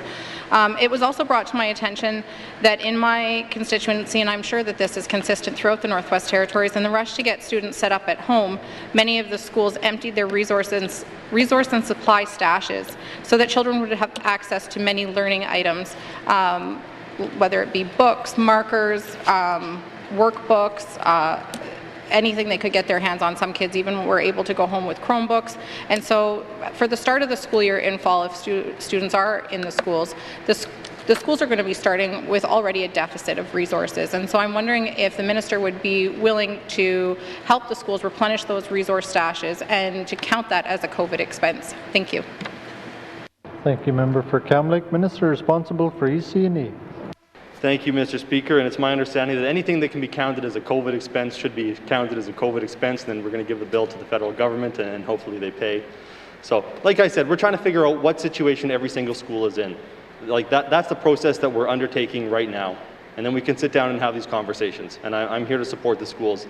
I'm not, never once have I stood up here and said that schools need to pull themselves up by their bootstraps, and never, the Premier said this is going to be the most progressive government this territory's ever seen. So while I can't commit money on the floor of the House, I can commit my support to working with the school boards and ensuring that they're taken care of. Thank you, Mr. Speaker. Thank you, Minister. Oral questions. Member for Kamloops. Thank you very much, Mr. Speaker. I'm going to ask for some more money anyway. Mr. Speaker, we live in a very small territory, and I have had the privilege of knowing many teachers who have also shared with me the PowerPoint presentation that they received from the Chief Public Health Officer. So I've seen what the expectation is for kids going back to school this fall, and as a parent and as a resident of the Northwest Territories, I definitely have my own concerns. we know just from what we've heard around Canada through COVID that one of the expectations is going to be limited extracurricular for students in their classrooms, and that's stuff like drama, gym class, being able to do any type of assemblies or anything like that. And as a parent of 3 young kids, I have a lot of concern because I know that even us as adults in this room, we have a hard time sitting still. So expecting young kids to sit still for 7 hours a day, I feel just isn't realistic. And so I'm wondering if the minister is willing to commit additional on-the-land training for students this fall. Thank you. Thank you, member for Cam Lake. Minister responsible for EC&E.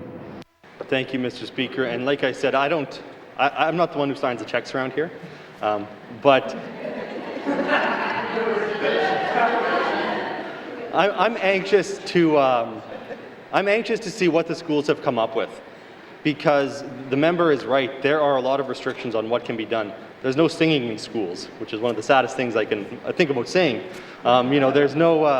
There won't be any indoor sports, things like that. So we have to come up with some different ways of doing things. So a lot of schools combine on-the-land activities with Indigenous language revitalization. And so one thing ECE has done is that they can carry over that unspent Indigenous language money from last year forward. So there are things like that, but it's really the plans that the schools come up with are really going to dictate what they're going to need. And from there we can figure out how to best support them.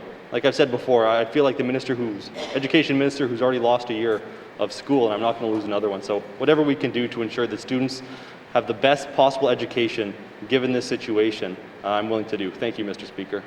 Thank you, Minister. Final supplementary, member for Cam Lake. Thank you very much, Mr. Speaker, and I appreciate the minister's response. My last question, I guess, is a bit of a broad one, but I'm curious to see how the minister will respond. We've had a lot of opportunity to really learn from COVID over the last 3 months and to ask ourselves what we would do differently. And so what I'd like to know from the minister is what the Department of Education, Culture and Employment was able to learn from our last 3 months in COVID, looking forward to a second wave. How would ECE better support school boards for a second wave, and how would they ensure that no child is left behind? Thank you. Thank you, member for Cam Lake. Minister responsible for EC&E.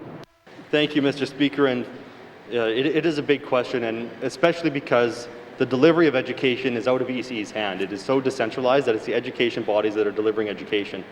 So if I could do anything, it would be to work harder to ensure that students were able to stay in school. I know there was a big desire to close schools, and rightfully so. I mean, I remember the night before, it was a Thursday night, I believe, and this assembly was thinking, what are we going to do? Should we just call things off? And that's what ended up happening. And essentially the same thing with the schools. But I think that I realized that what I've learned personally is that there are things that we can do to keep students in school, because it is so important to have students in school. It's a safe space for them. For a lot of students, it's their only safe space. For a lot of students, it's where they get their meals. And developmentally, it's so important to them. So the biggest takeaway I would get is figuring out how we can ensure that students stay in school, maintain those connections with teachers and friends in these times. Thank you, Mr. Speaker. Thank you, Minister. Oral questions, member for Yellowknife Centre.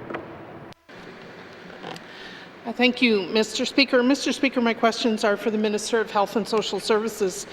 In her statement today, the Minister said that change in implementing travel restrictions took place on May the 29th. So my first question is, why did it take until today for regular members to get formal notice of this? Thank you. Yep. Thank you, member for Yellowknife Centre. Minister responsible for Health and Social Services.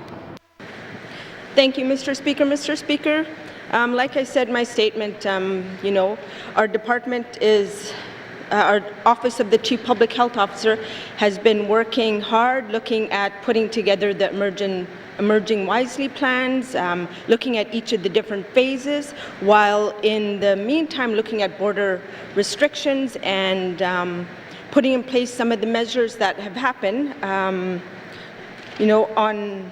I mentioned on May the 27th, the Border Enforcement stood down on refusing entry into the N.W.T for non-residents, and then we had to take into consideration the Canadian Charter of Freedoms. So I mean, there are a number of things that have taken place, and our Office of Chief Public Health Officer has been working to ensure that, you know, as changes come into place, that we communicate that. Thank you. Thank you, Minister. Oral questions. Member for Yellowknife Centre. Yeah, thank you, Mr. Speaker. Mr. Speaker, that wasn't an answer to the timing and the communications. Communications have been a really huge challenge during this pandemic, and now there's this added challenge of the change at the border. The reason it matters is because people have made choices since May the 29th to not have people come to visit them because they didn't think they were eligible to come, to make a number of adjustments in their lives that they would not have made if they knew that the border restrictions had changed. So I'm going to repeat my question because it is important to my constituents. Why did it take until today to learn about this change? Thank you. Thank you, Member for Yellowknife Centre. Minister responsible for Health and Social Services. Thank you, Mr. Speaker. Mr. Speaker, I do want to go back a little bit. While our order was written to restrict travel within the territories, which is a power granted by the Chief Public Health Officer under the Public Health Act, we came to realize that the communications and the actions at the border were not keeping with the charter and the order. So I mean, that happened back in April, and then in May we realized that, you know, we need to take into consideration the recommendations from the Canadian Charter of Rights, and, you know, people took our communications to actions to mean that the borders were closed.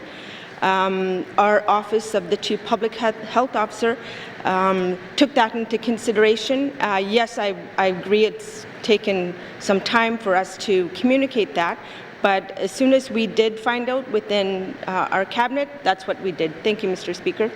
Thank you, Minister. Oral questions. Member for Yellowknife Centre. Yeah, thanks, Mr. Speaker. Unfortunately, the effect of this Q&A session is to create more confusion. So what I understand is that the borders never were closed, even though we were told they were closed, and that the Chief Public Health Officer made a change, but for whatever reason, we weren't told until today about that change. There are real things at stake in telling people that the border is closed. People who were looking forward to family visits and in some cases family reunification have been waiting for a relaxation of restrictions. So I don't know if that exists now or not. I just know that whatever change was made wasn't communicated to us for almost 2 weeks. So can the minister tell us again why it's taken this long to get here, and whether there can be more efficient communication between the CPHO and her department? Thank you. Thank you, Member for Yellowknife Centre. Minister responsible for Health and Social Services. Thank you, Mr. Speaker. Mr. Speaker, absolutely. I mean, I recognize that there are room for improvement in communication, and that is something that our department is working with Chief Public Health Officer to ensure that the communication, when any of the actions that are being made out of the Chief Public Health Office, that we have a process to follow. And therefore, our cabinet has come up with a communication plan. So going forward, there are steps that are in place, Mr. Speaker, so that we can ensure that there's a process before it gets out into the public. And we recognize that. So thank you, Mr. Speaker. Thank you, Minister. Final supplementary, Member for Yellowknife Centre.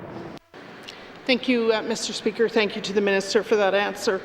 So when constituents ask me questions about whether their mother can come to visit or whether they can have their partner relocate here, I usually say to them, you should call 811 or email Protect N.W.T. But what I'm hearing is that it can take days, even weeks, to get an answer to their questions, and they're looking for a more immediate response. So my question to the Minister is whether Protect N.W.T. needs more staff in order to provide a tighter turnaround to residents of the N.W.T. With their questions about who is and isn't allowed in. Thank you. Thank you, Member for Yellowknife Centre. Minister responsible for Health and Social Services. Thank you, Mr. Speaker. Mr. Speaker, the member is correct. Our office, our Chief Public Health Office and our enforcement and our compliance enforcement are quite busy. Just to put this in perspective, on average, we get 1,106 calls on new calls per week. Average follow-up calls on a weekly basis about 228 calls. Average new emails is about 353. Follow-up emails 321. Average self-isolation plans that we have processed and closed is about 337 plans a week. So I mean, I'm just saying our office is quite busy, but yet, and we recognize that because some of our staff, enforcement staff, are having to be repatriated back into their government jobs, like fire crews are going back to fight the fire soon, and you know, we recognize that, but there's never been a gap in our system, and you know, we continue to work hard to make sure that we have enough people in place, and we're actively recruiting. So there are a number of things that our department is doing in collaboration with all the other departments. Thank you, Mr. Speaker. Thank you, Minister. Oral questions. Oral questions. Member for Yellowknife North. Thank you, Mr. Speaker. As we often do in this House, I'm going to ask some questions that I believe I already know the answer to. I, as a regular member, am unable to pick up the phone and call a public servant and ask them a technical question. My question for the Premier is, why is that? Thank you, Mr. Speaker. Thank you, Member for Yellowknife North. Honourable Premier. Mr. Speaker, I've only been in the Assembly here, if this is my second Assembly, but I think this is probably an age-old question, in my opinion, because even in the last Assembly they were talking about it, asking in the Assembly before.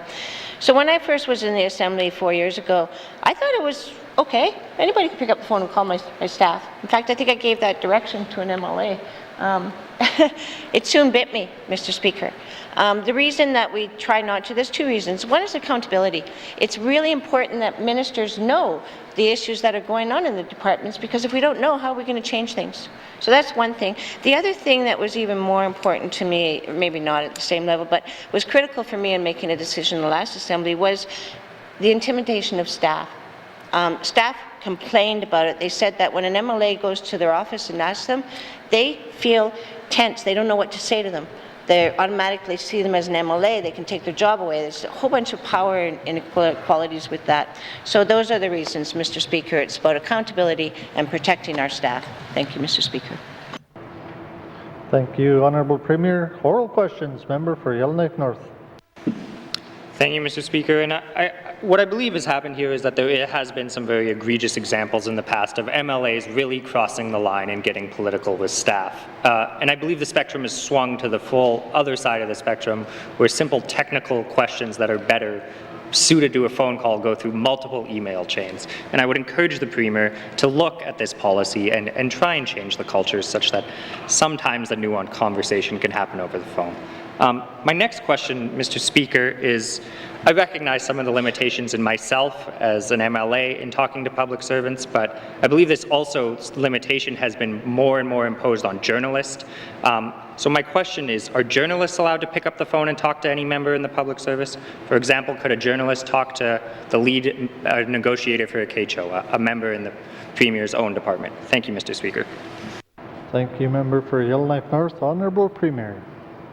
Thank you, Mr. Speaker. Journalists often pick up the phone and phone our departments. In fact, they sometimes get a hold of me.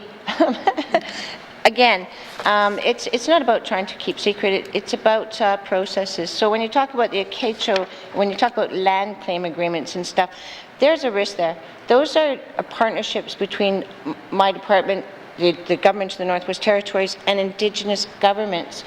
We have to be very careful what we're saying in those. It would be more appropriate to go through a minister for that, to make sure if there's anything controversial, then I'd certainly want to call the chief and say, is this okay? So there's processes with that. Probably wasn't the best example to use. But again, it's about keeping track of the questions.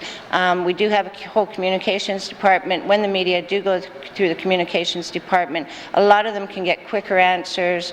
They get better quality answers. And we can keep track of the issues again. And keeping track tells us what we need to change. Thank you, Mr. Speaker. Oral questions. Member for Yellowknife North. Thank you, Mr. Speaker. I believe many journalists may disagree with the statement that they get better answers, but I'll leave them up to advocate for themselves. I recognize that we have to have processes in place and track them, but I believe this culture has then trickled on to members of the public, and I consistently get constituents who have unanswered phone calls, unanswered emails, and so my question to the Premier, is a member of the public allowed to pick up the phone and talk to any single person in the public service? Thank you, Mr. Speaker. Thank you, Member for Yellowknife North. Honourable Premier. Thank you, Mr. Speaker. Absolutely. Any member of the public can phone any department to the Government of the Northwest Territories and ask about our programs and services that we provide. However, in saying that, our employees, there's a balance again. It's about between confidentiality and informing them about programs. So if it's only about asking about what programs, services do you have, go ahead, call. If you're phoning to ask about somebody's income support or somebody in housing, you're not going to get that answer. Thank you, Mr. Speaker. Thank you, Honourable Premier. Final supplementary, member for Yellowknife North. Thank you, Mr. Speaker. I'm glad to hear that, and I really wish I had the power that a member of the public has. I guess my question to the Premier is, this is largely a cultural thing. It's hard to change to empower public servants to know when and they can't talk to media, what they can and cannot say. I recognize the ACHO example has some nuance. But I really do believe we need to redraft the language in our communications policy to be more proactive and encourage all members of the public servants to be encouraged to pick up the phone and call stakeholders, call the public, call the media. Is the Premier willing to draft some more proactive language into that policy? Thank you, Mr. Speaker. For Yellowknife North, Honourable Premier. Thank you, Mr. Speaker. So I think that members would agree this government has been trying to work on our communications as we go forward. I'll look at that. I'm not even sure if we have a policy on that, but my understanding is any employee in the government of the Northwest Territories should be reaching out to their applicable stakeholders if that is in their position and direction from their managers. If it's something that's politically sensitive or inappropriate, there is a chain of command, and that's why managers make those. But if it's somebody, excuse me if I use an example, if it's an income support worker, absolutely they should be phoning their clientele and find out questions. That is something we've always promoted. Thank you, Mr. Speaker. Thank you, Honourable Premier. Oral questions, member for Ditcho. Mr. Speaker, I understand there are addictions treatment options in the South for residents of the Northwest Territories to attend. What these facilities have is qualified counselling services. The Health Minister has stated several times that the On the Land program offered by the Health Department can be accessed by First Nations. The program description states this will support community-based and operated on the land programs that have clear stated goals and outcomes to treat addictions. Will the Minister commit to having the Department assist with identifying qualified counselling services that can be accessed by First Nations wanting to provide addictions counselling as part of their On the Land initiatives? Masi. Thank you, member for Ditcho. Minister responsible for Health and Social Services.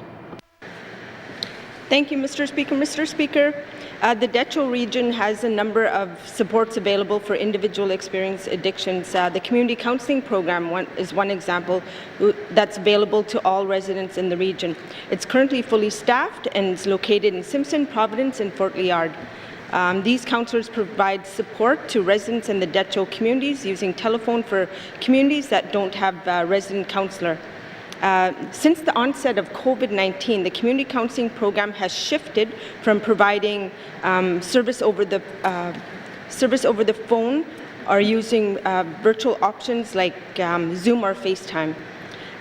We still have, looking at some of the ways that we can do on-the-land programming, keeping in mind that we have the COVID-19. Thank you, Mr. Speaker.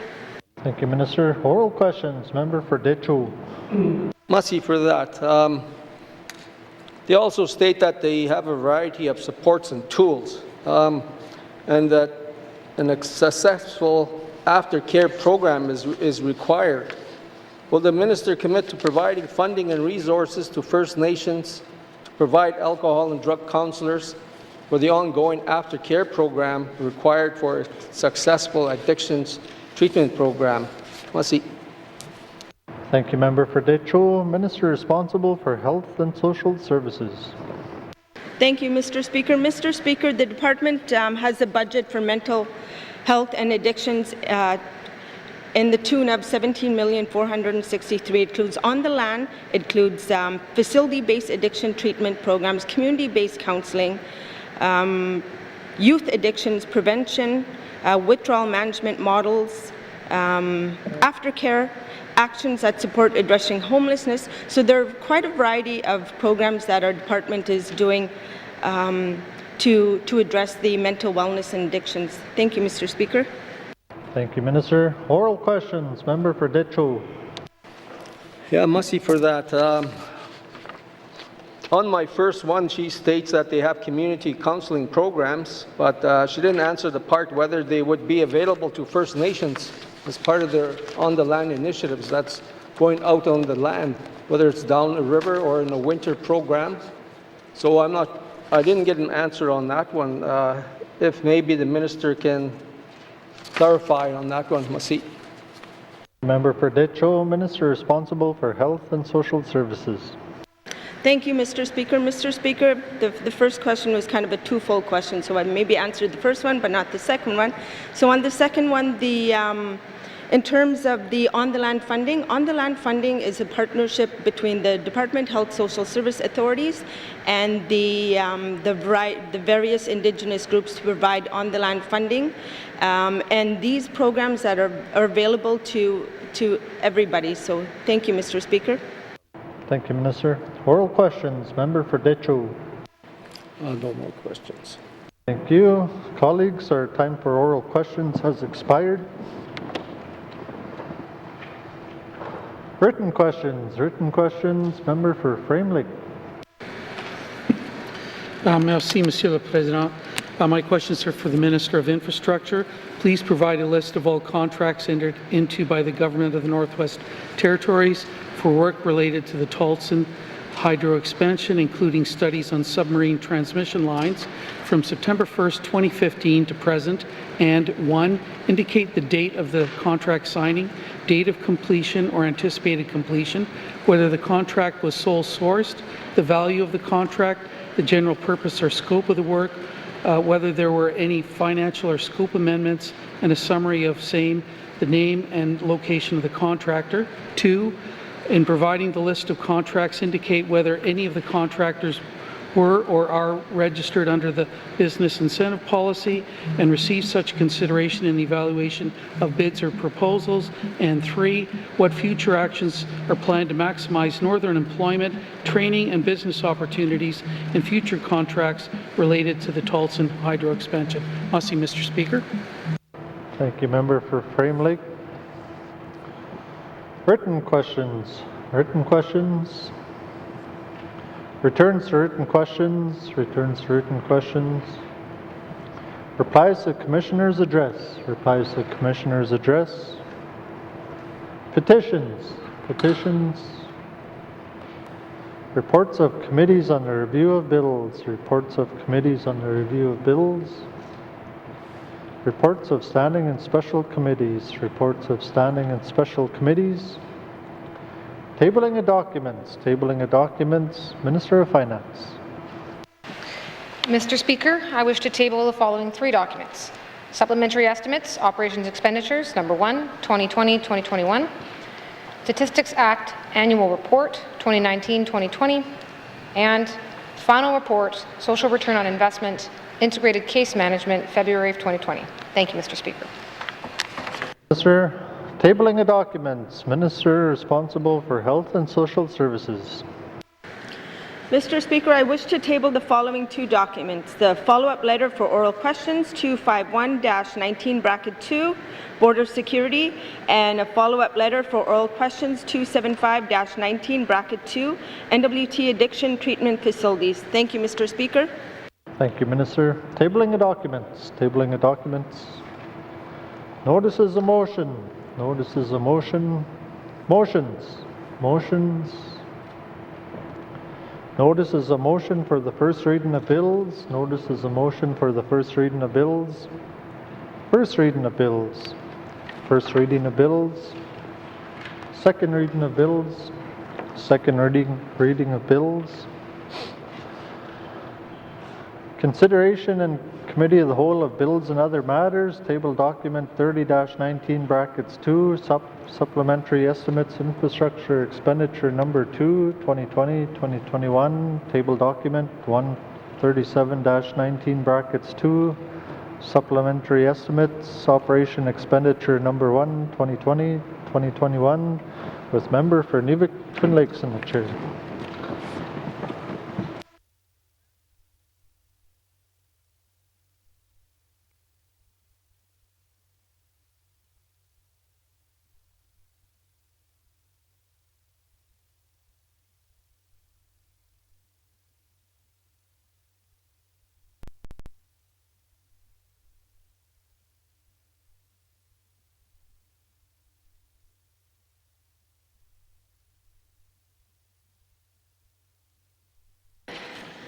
I now call Committee of the Whole to order. What is the wish of committee, Mr. Norn? Madam Chair, committee wishes to consider table document 130-19(2), supplementary estimates, infrastructure expenditures number 2, 2020-2021. Does committee agree? Thank you, committee. We will take a short recess.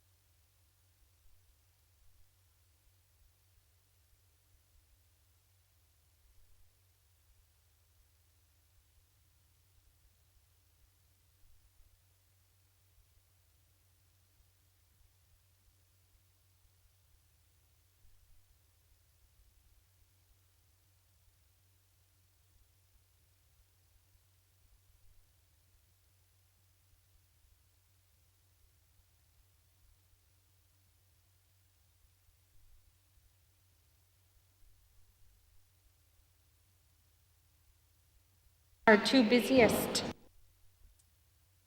Calling committee back to order.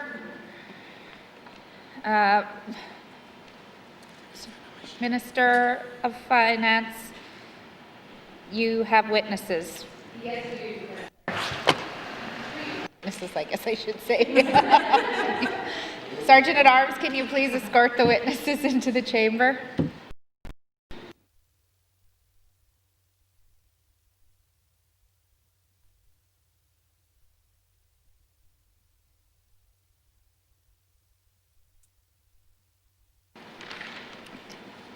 I think we're on page 12. And your earpieces are the ones hanging on the mics there. If you don't plug your earpiece in. No, they got.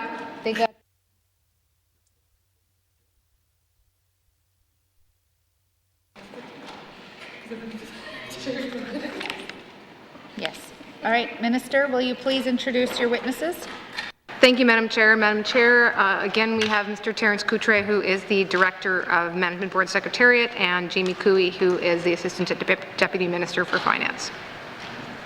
Thank you, Minister of Finance. Welcome, Mr. Coutre and Mr. Cooey. All right, so we are going to continue on page, let's see where we are, 12. And we are going to go to detail.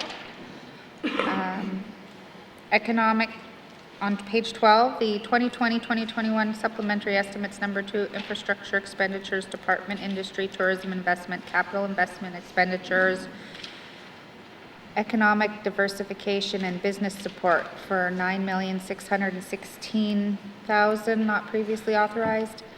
Do we have any questions, comments for that section? Seeing none, I'll move on to Tourism and Parks not previously authorized. $3,831,000, and that continues on to page 13. Any questions? Comments? Seeing none, I will go to Total Department not previously authorized. $13,447,000. Does committee agree? Agree. Thank you, committee.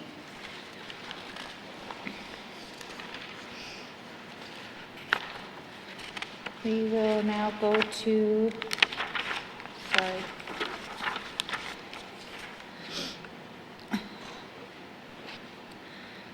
So I'm going to go right to detailed for this 2020-2021 Supplementary Estimates number 2, Infrastructure Expenditures, Department Infrastructure, Capital Investment Expenditures, Asset Management, not previously authorized, $36,398,000. Questions, comments? Member from Tunaday, Willowday. Masicho, Madam Chair.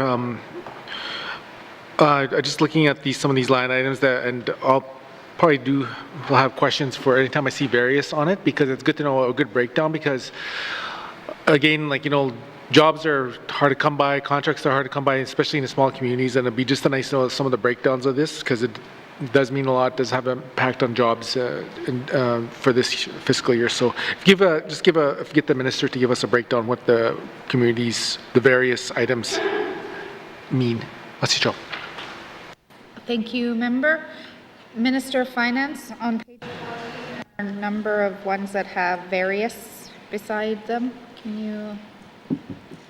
Thank you, Madam Chair. Yes, Madam Chair, so I do note quite a list of them. I anticipate that the ones that are along roadways, for instance, Highway 8 reconstruction would varies, meaning along the roadway, but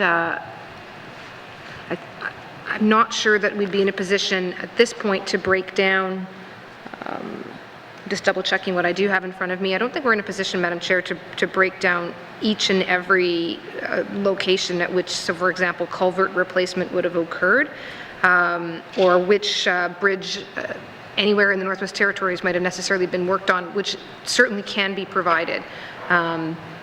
But yeah, Madam Chair, I think I would have to provide a more detailed breakdown and commit to provide that more detailed breakdown at another time. Thank you, Minister of Finance. Member for Trinidad-Willowday. Madam Chair, maybe I could probably just make it a little more simplified, I guess.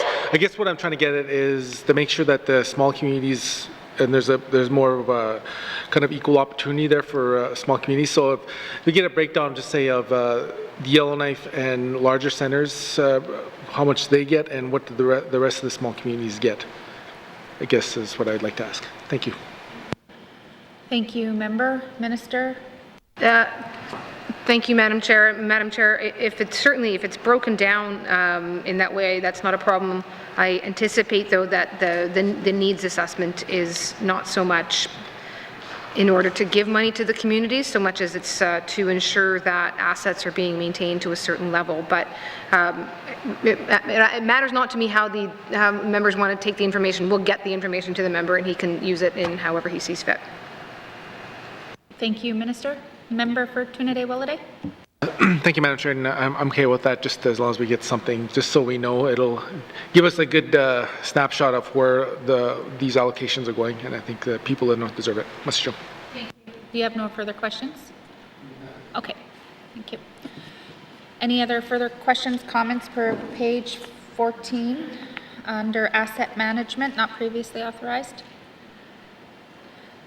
Okay, so asset management not previously authorized, $36,398,000. Does committee agree? Agreed.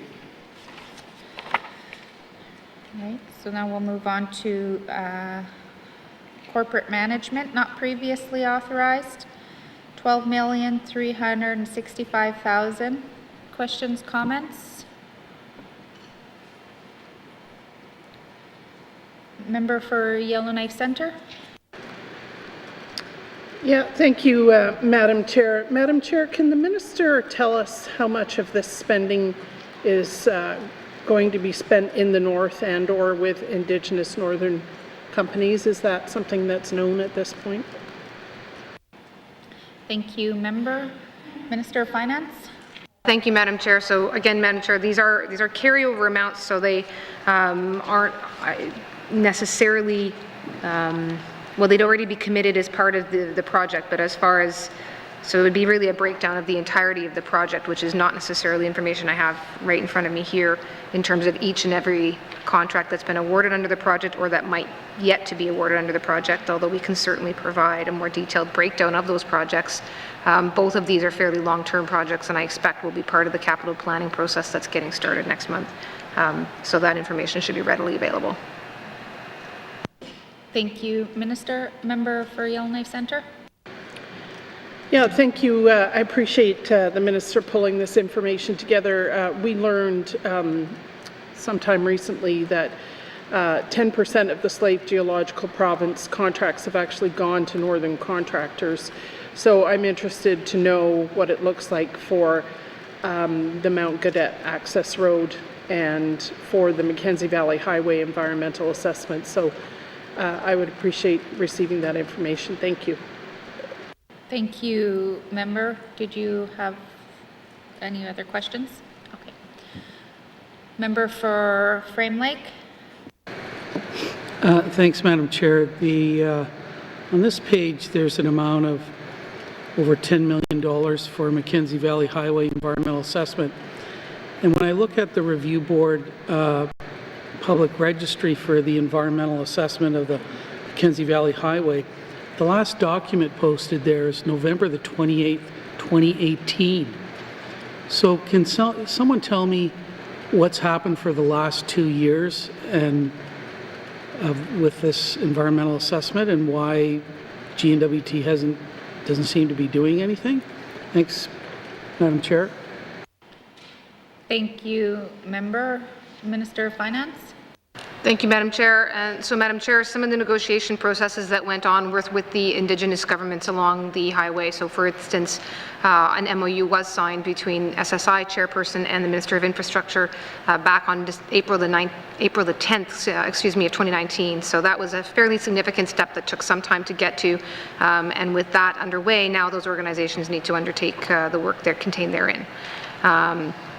So with that, you know, at this point, that then allows them to move forward and take the next steps required to continue the environmental assessment process. Thank you, Madam Chair. Thank you, Minister. Member for Frame Lake. Yeah, thanks, Madam Chair. Yeah, the last piece of correspondence I can see from N.W.T on the public registry is dated November the 29th, 2018, and it's a promise that there's further work that's going to take place and that you're going to update, the government's going to update the board with regard to its anticipated timelines. When does this government expect to re-engage with the Mackenzie Valley Environmental Impact Review Board and restart this process? It's been like a year and a half since they've communicated with the review board. What is going on? Thanks, Madam Chair. Thank you, Minister of Finance. Thank you, Madam Chair. And Madam Chair, certainly my information is that there have been steps that are underway, steps that are being taken. The work is proceeding both in terms of the, as I mentioned, engagements with local Indigenous communities and also ongoing work with the board. So, Madam Chair, I think that may be something that that I can certainly direct this over to the Minister of Infrastructure. But as far as the carryovers go, the carryover from my perspective wouldn't be allowed if the contracts weren't in place and if the work wasn't progressing. So they certainly have come forward and met that standard and met that requirement in order to be sort of put forward as a request for a carryover supplementary appropriation, and that is why we've put it forward here. Again, I'm fairly confident that those details will have to be available if when this comes forward in the capital planning process, or we're simply going to be facing those questions again in that stage as well. Thank you, Madam Chair.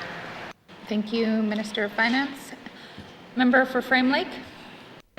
Thanks, Madam Chair. Yeah, this environmental assessment's been going on since, I think, 2013, and I've raised this with members of this cabinet before. You don't go for an environmental assessment until you actually have a proper project defined, and otherwise you're wasting a lot of different people's times. And if we haven't been back to the board since November of 2018, and this amount is actually a carryover, and we haven't communicated timelines to the review board, we're carrying money over. I'm not sure that this is a great way to communicate and try to expedite getting some of the money out the door. So I guess that's more of a comment, Madam Chair, than anything else. I'm disappointed that we haven't communicated with the board in a year and a half to provide timelines and update what's going on, even the public. And I know that there's some consultations apparently underway, but if you don't communicate what you're doing, you're carrying over money. This is not good on what's supposed to be a major flagship infrastructure project again. Thanks, Madam Chair. Thank you, Member. Did you have any further questions, comments on this section? No? Okay. So back to corporate management, not previously authorized, $12,365,000. Does committee agree? Agree. All right, so again, under the Department of Infrastructure, Capital Investment Expenditures, Activity Programs and Services. And this one we are, let's see here. We've got a not previously authorized, we have a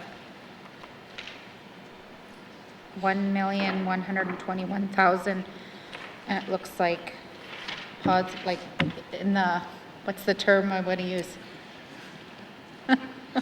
Sorry. It's a reduction. Thanks. Thank you. Reduction in this budget. Questions, comments? Seeing none, does committee programs and services not previously authorize a reduction of $1,121,000? Does the committee agree?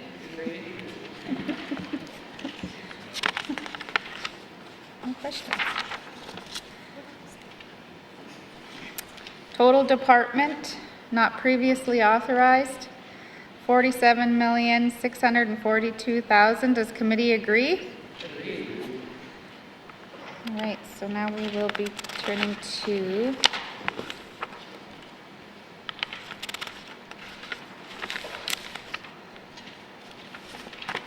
page 17. 2020-21 Supplementary Estimates number 2, Department of Justice Capital Investment Expenditures Activity Corrections not previously authorized, $2,354,000. Questions, comments? Seeing none. Corrections not previously authorized, $2,354,000. Does committee agree?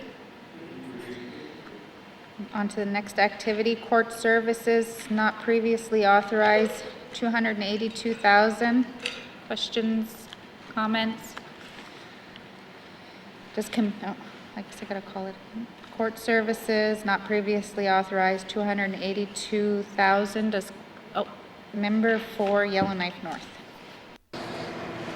Thank you, Madam Chair. I guess I'm looking for a general update. This is $282,000 into the Yellowknife Courthouse, a building that we don't actually own. I know there's been a number of upgrades and we keep putting money into someone else's building. Can I just get an update from the minister?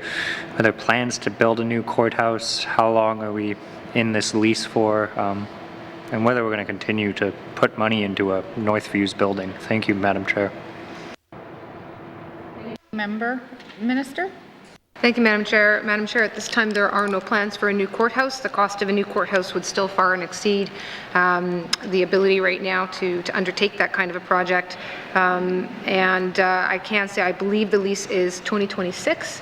I'll correct myself later if I'm wrong about that. And at this point, it does have a lot of money invested in it. So hopefully it is more than up to the task over the next coming short-term future. Thank you, Madam Chair. Thank you, Minister of Finance. Member for Yellowknife North. Thank you, Madam Chair. I guess I will ask this question at a later time, but I caution that we're sinking millions of dollars into a building we don't own and the lease is coming due in 2026. It doesn't seem like the best bargaining position to be in with your landlord. I'm sure the minister is well aware with that. And can I just get an update of what the legal aid information system project is, the $100,000? Thank you, Madam Chair. We'll call this activity item first and then we'll go to the next one, okay? So do you have any more questions on court service? Okay. So I'll call this activity then. Court services not previously authorized, $282,000. Does committee agree? Agree. Legal aid services, $100,000. Member for Yellowknife North. Thank you, Madam Chair. Can I just have an explanation of what this $100,000 for the legal aid information system project is? Is this essentially the project that we use to replace the law library, or can I just have an explanation of what that is and what this money goes to? Thank you, Madam Chair. Thank you. Member, Minister of Finance. Thank you, Madam Chair. No, Madam Chair, this is entirely within the legal aid facilities and structures in terms of case management and case files. It's a technology-based project. Thank you, Madam Chair. Thank you, Minister. Member for Yellowknife North. Thank you, Madam Chair. Okay, sorry. Yeah, I was confused what this is. I'm very supportive of this. I think that legal aid long needs some technology to get all its case files in order. Thank you, Madam Chair. Thank you, Member. Any further questions on legal aid services, $100,000? Nope. So, okay, I'll call the page. Legal aid services, not previously authorized, 100,000. Does committee agree? Total department, not previously authorized, 2,736,000. Does committee agree?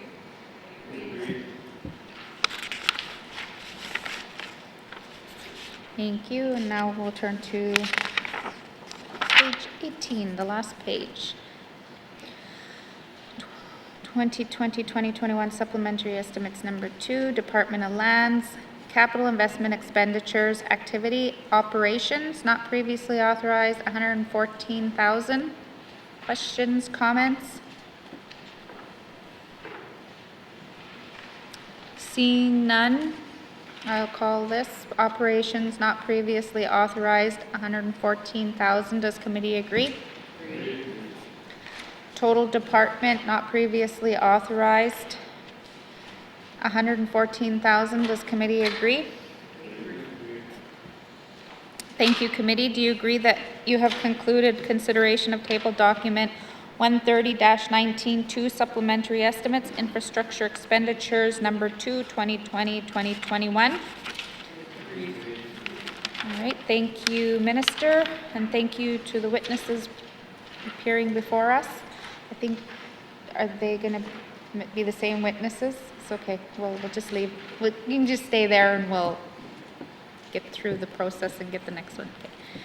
Does committee agree that this concludes consideration of table document 130-19-2? Okay. Oh, sorry. Member for Frame Lake. To step out for a moment. Are we concluding the consideration of the SUP right now? That's all. Can I want to seek indulgence of the committee to go back to page, if I can find it again. It's page 15, the last item on the page. It says Tolson expansion, pre-construction, Crown Indigenous Relations in Northern Affairs Canada. And there's an amount close to $2 million. I just would like to know what that's about, please. Thanks, Madam Chair.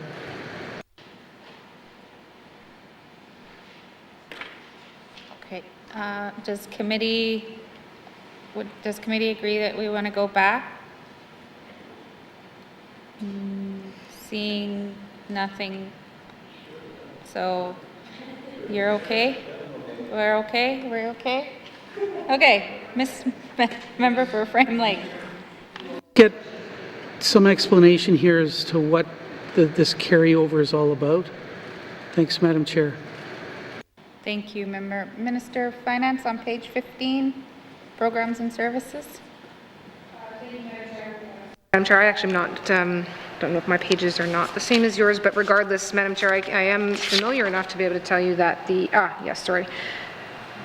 Madam Chair, that is funded by the federal funded, and it was just that it's a carryover that was required because the federal funding simply wasn't spent in the last year, Madam Chair. There's it's ongoing work that's happening, and the money is there from the federal government, needs to be carried over. I'm not sure if the member wants more explanation for that. I can certainly turn it over to Mr. Cooey if he does. Minister. Member for Frame Lake. Yeah, I would like to just get some details. Is some of this money for engagement with Indigenous governments, or what's this work that's being carried over? What's that all about? Thanks, Madam Chair. Thank you, Member. Mr. Cooey. Thank you, Madam Chair. So the member is correct. This is part of the $18 million that was funded by the federal government as part of the Tolson expansion. This was the first year of the funding, so this is a carryover of work that wasn't completed, and you're correct, it was for things like engagement and that type of thing in the first year of the project. Thank you, Madam Chair. Thank you, Mr. Cooey. Member for Frame Lake. Thanks, Madam Chair. So some of it's for engagement. Is some of it for planning, design work, or is it just like a big bag? I'm just trying to understand what this is going to pay for. Thanks, Madam Chair. And The witnesses can't provide that now. I'm happy to get it. If I could get it by tomorrow, it would be even better, but I might be pushing it. Thanks, Madam Chair. Thank you, Member. Minister? Thank you, Madam Chair. So, Madam Chair, the 18 million certainly was for everything, for environmental planning and Indigenous engagements and design. I guess I wasn't sure if, exactly what the 1.9 there or 2 million specifically was for, but we can, with that explanation, at least thus far, I suspect we can get some further breakdown probably by tomorrow. Again, if it's the entire 18 million, that might take a bit more time, but just in terms of at least maybe project status, I gather is probably what the member is looking for, and we can probably provide that. Thank you, Minister. Any further questions? Oh, okay. Thanks very much. You're welcome.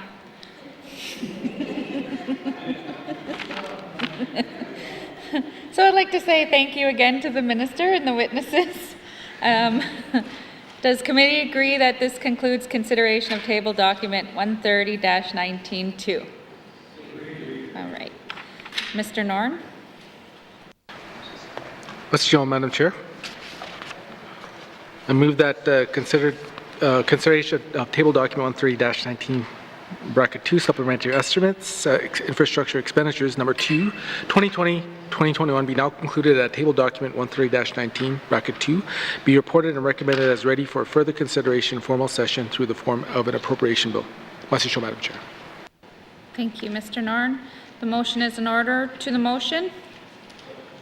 Question has been called. All those in favor? All those opposed? Abstentions? The motion is carried. Table document 130-19-2 will be reported as ready for consideration in a informal session through the form of an appropriation bill.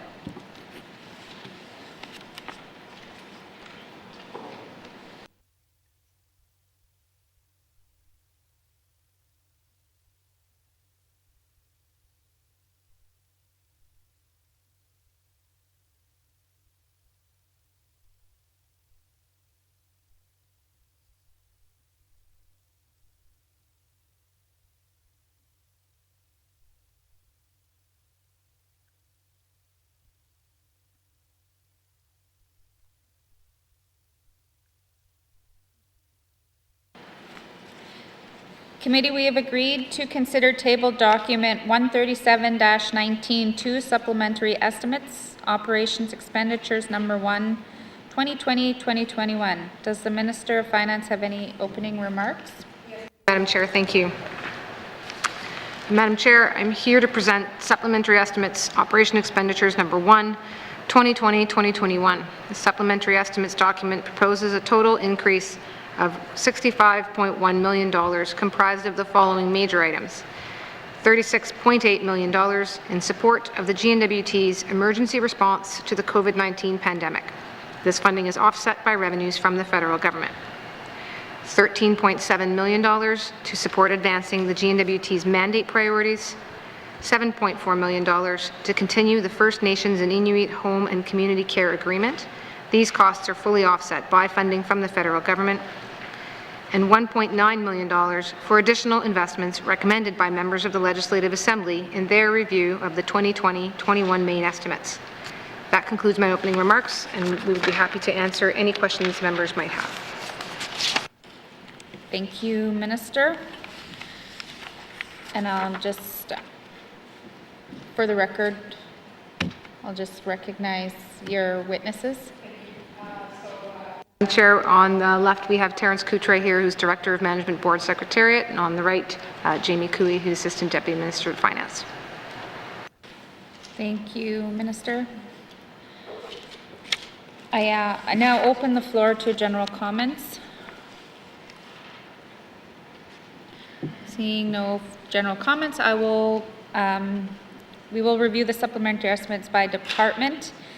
The committee has agreed to begin the review with the Department of Education, Culture and Employment. and committee has agreed to forego general comments on the Department of Education, Culture and Employment operations expenditures, so we will proceed to the detail contained in the table document. 2020-2021 Supplementary Estimates Number 1, Operations Expenditures, Department, Education, Culture and Employment Operations Expenditures, Culture, Heritage and Language, not previously authorized, $150,000. Questions, comments? Member for Yellowknife North. Thank you, Madam Chair. I'm very happy to see this increased funding for Indigenous languages. I'm just curious if, and I believe the Minister spoke to this previously, so I apologize, the difference between the $150,000 line item here for Indigenous language revitalization and the $450,000 line item for Indigenous language revitalization. I see they're in two different departments, units of ECE, but if I could just get a distinction between those. Thank you, Madam Chair. Thank you, Member for Yellowknife North. Minister of Finance. Thank you, Madam Chair. Sorry, and I see the 150,000 line item that the member is referencing. I'm not.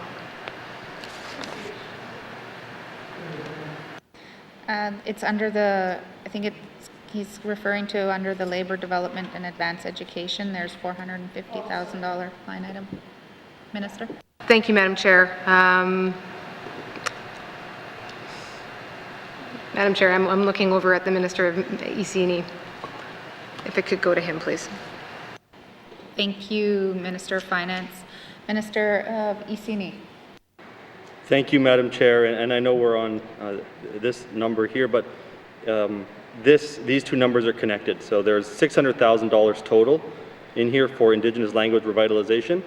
The $450,000 is being put towards the development of an Indigenous languages immersion pilot program, and the $150,000 is going to Indigenous governments with the idea that that can be used to cover the costs that aren't covered by SFA to send people, to have people attend this program. Thank you, Madam Chair. Thank you, Minister of ECE. Member for Yellowknife North, did you have any further questions? Thank you, Madam Chair. No, I'm very happy to hear that. I just always like to see when Indigenous language funding comes forward that its focus is on immersion, because I think that's really how we create new speakers, and I'm very happy to see that. Thank you, Madam Chair. Thank you, Member for Yellowknife North. Member for Yellowknife Centre. Thank you, Madam Chair. My question is actually about the next section, so maybe you could put me on the list for that. Thank you. All right. So do we have any other comments, questions under cultural heritage and language? Seeing none, I'll move. Culture, heritage and language not previously authorized, $150,000. Does committee agree? Next activity is early childhood and school services, $1,113,000, not previously authorized. Member for Yellowknife Centre. Thank you, Madam Chair. Madam Chair, I'd like to know how the funding for additional childcare spaces is going to be made available. Is this money going to be made available for childcare associations, for day homes, for parents? What is the plan for this money? Thank you. Thank you, Member for Yellowknife Centre. Minister of Finance. Madam Chair, this is intended to create an opportunity to help subsidize the cost of space acquisition, renovations, and repairs, and it's intended and directed towards early learning and childcare programs. This would be, for example, providing non-government organizations funding for facility repairs or to address code issues, undertake retrofits in order to support having more childcare spaces. Thank you, Madam Chair. Thank you, Minister of Finance. Member for Yellowknife Centre. Yeah, thank you, Madam Chair. Thank you to the Minister for that answer. So how do organizations access this money? What's the entry point? Thank you. Thank you, Member. Minister of Finance.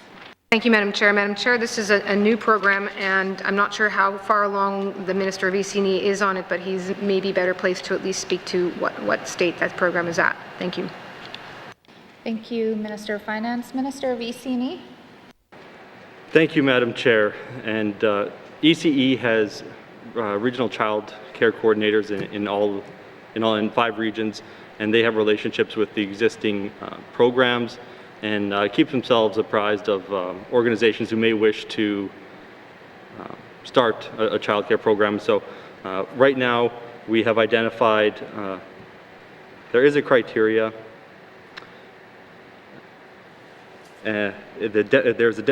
So to determine programs eligibility, there needs to be a demonstrated need for physical space that will result in additional new licensed early learning and childcare spaces.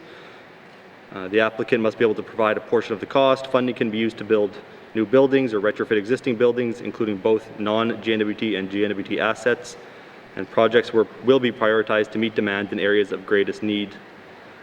Right now, we've identified Fort Smith as an area of great need, Norman Wells, and are consulting with the regional childhood coordinators to identify other needs for the remainder of the funds. Thank you, Madam Chair. Thank you, Minister of ECNI. Member for Yellowknife Centre. Yeah, thank you, Madam Chair. I thank the Minister for that information. Is it possible for the Minister to put that information in a letter and send it to the Standing Committee on Social Development? Thank you. Thank you, Member. Minister of ECNI. Yeah, I'd be happy to share this information with the Standing Committee. And as the Minister mentioned, it's quite new, so it hasn't started flowing, that information hasn't started flowing yet, but I'll make sure that happens. Thank you, Madam Chair.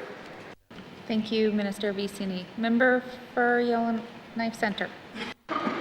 Yeah, thank you. My last question in this area is the order in which the money will flow. Is it a first come, first approved situation? Thank you. Thank you, Member. Minister of ECNI. Thank you, Madam Chair. It is a very new program, and there are some places that need childcare. We've known for a long time they need childcare, and we know that infrastructure is the issue. And so we've identified those places and are working to identify others and are targeting those. So I want to make sure we get some things done. I want to make sure we get some childcare spaces that are going to be sustainable in place, and especially where there isn't licensed childcare currently, or not a lot of it. And so it's a bit more targeted, perhaps, but we're going to make sure that we get some things done with this money. Thank you, Madam Chair. Thank you, Minister. Are there any further comments, questions under the early childhood school services? Seeing none. Early childhood and school services not previously authorized, $1,113,000. Does committee agree? Next activity is labor development and advanced education not previously authorized, $832,000. Questions, comments? Seeing none. Labor development and advanced education not previously authorized, $832,000. Does committee agree? Total department not previously authorized, $2,095,000. Does committee agree? Thank you. Please turn to page 5. We are now considering the Department of Environment and Natural Resources operations expenditures, and will proceed to the detail contained in the table document. 2020-2021 Supplementary Estimates Number 1, Operations Expenditures, Department of Environment Natural Resource Operation Expenditures, Corporate Management not previously authorized, $322,000. Questions, comments? Member for Frame Lake. Thanks, Madam Chair. The increase to the Community Harvester Assistance Program, as I understand, this is probably even an oversubscribed program. Is there going to be some effort to continue to increase that, or especially in light of the pandemic and so on? What's the status of that program? Thanks, Madam Chair. Thank you, Member. Minister of Finance.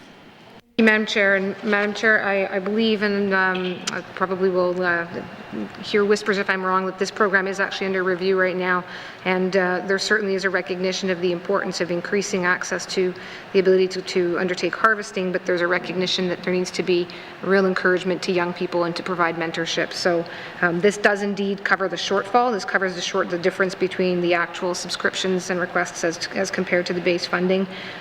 There's not an intent at this moment in time to necessarily increase that further, but I think there is certainly a desire to ensure that there's movement towards supporting young people to undertake mentorship. And in the meantime, the shortfall on this program has been topped up. Thank you, Madam Chair. Thank you, Minister. Member? Thanks, Madam Chair. Any sense of when this review is going to be completed, and can I get a commitment out of somebody to share that with the regular MLAs? Thanks, Madam Chair. Thank you, Member for Frame Lake. Minister of Finance? Yeah, Madam Chair, I don't have a date here, and I don't know that, I think just in light of the fact that sadly again with COVID-19 there may have been some delays, may or may not, but I will make the commitment that we'll get that confirmation of the target date to the member. Thank you, Minister. Member? Thanks, Madam Chair. That was the first part of my question. I guess it was two parts. So second part was, can I get a commitment out of someone to a minister to share that in draft form, I guess, with standing committee before it's finalized and released? Thanks, Madam Chair. Thank you, Member for Frame Lake. Minister of Finance?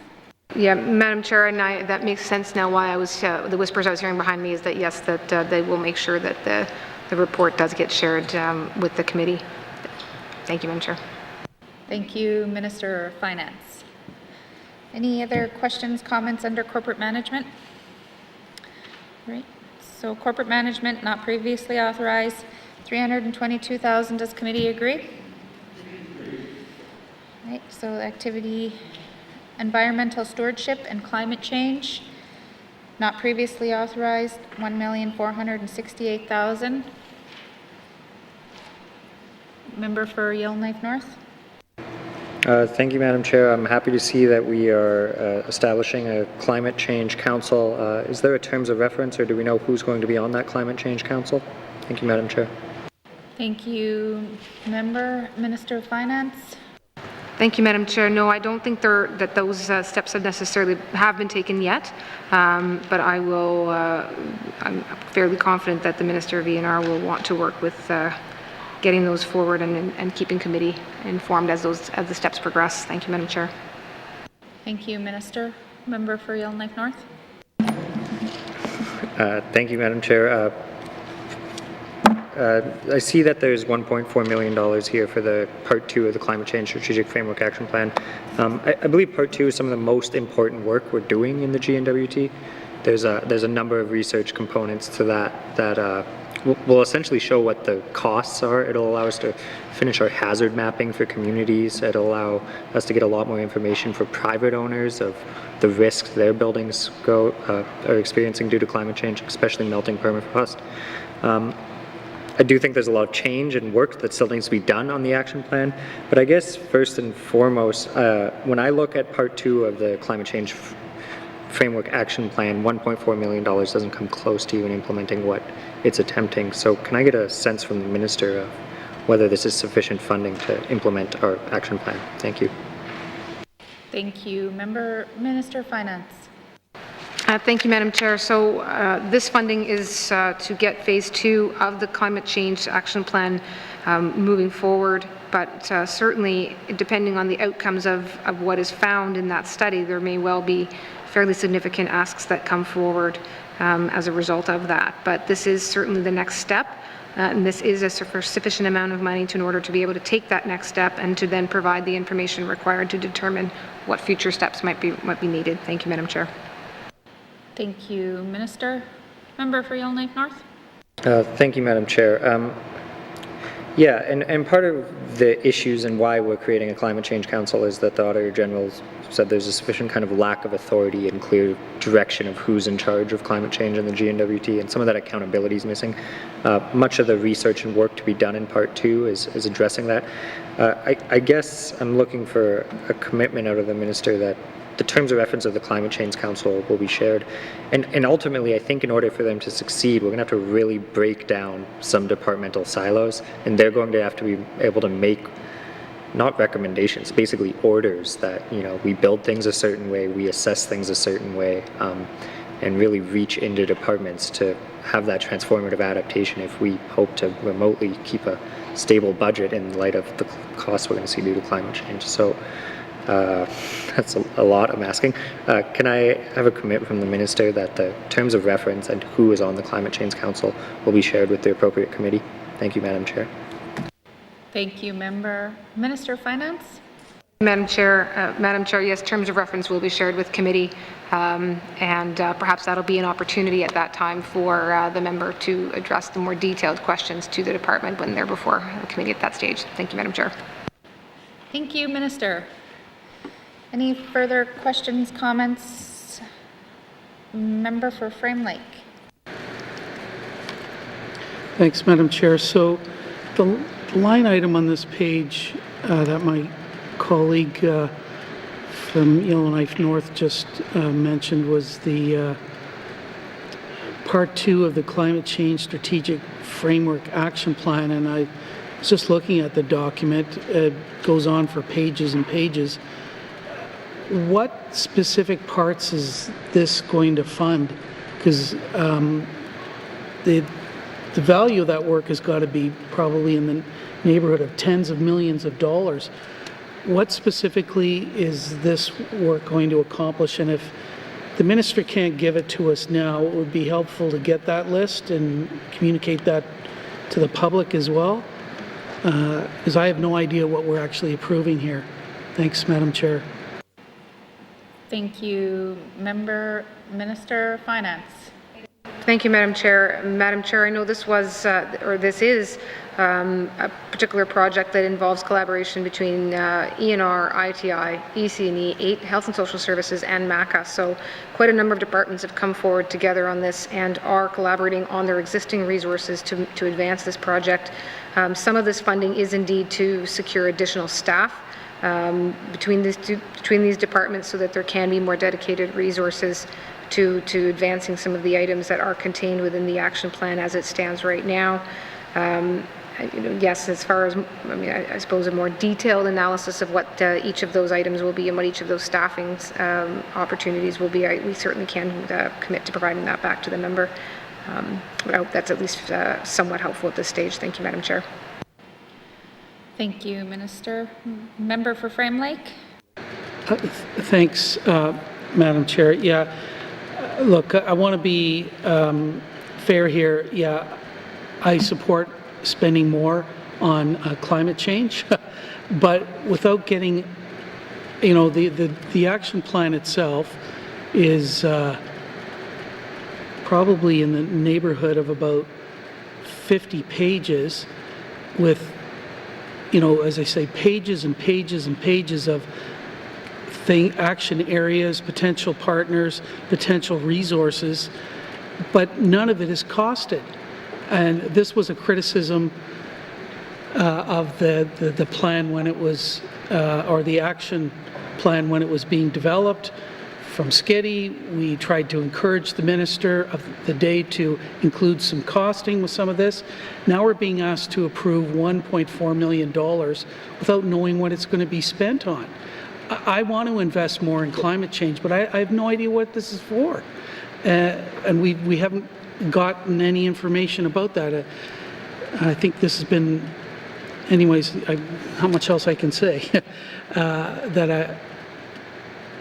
With some of the other items, we get additional information that's provided, but on this one, we don't have anything. So I want to see more money invested, but I think we just need to be a bit more careful in explaining what some of these line items are in the future as well. Thanks, Madam Chair. Thank you. Minister of Finance? Thank you, Madam Chair. I'll actually ask Mr. Cooey. I think it may not be a very detailed summary, but we do at least have a list of the intended or expected activities in 2020, 2021. So if I could turn it over to him, please. Thank you, Minister. Mr. Cooey? Thank you, Madam Chair. So yes, I do have a little bit of the list here I can share with the committee. So ITI, for the climate change framework, the activities that would be focused on in 2021, ITI would focus on permafrost monitoring and modeling that supports a number of departments to meet their mandate commitments. For ENR, climate monitoring to assist in understanding adaptation needs. MACA would be working on community infrastructure adaptation and planning, health and health-related adaptation, and ECE on archaeological inventory and retention of vulnerable locations. Thank you. Thank you, Mr. Cooey. Did you have any further questions, member for Frame Lake? Thanks, Madam Chair. That's helpful, and I guess I'd like a little more information about what specific activities and staffing are going to be associated with each of the departments that were listed off there. Thanks, Madam Chair. All right, thank you, member. Any further questions, comments under this section? Seeing none. Environmental stewardship and climate change not previously authorized, $1,468,000. Does committee agree? Forest management not previously authorized, $3,998,000. Questions, comments? Seeing none. Forest management not previously authorized, $3,998,000. Does committee agree? Total department not previously authorized, $5,788,000. Does committee agree? All right, we'll turn to page 6. Committee, we will now consider the Department of Executive and Indigenous Affairs operation expenditures and proceed to the detail on page 6.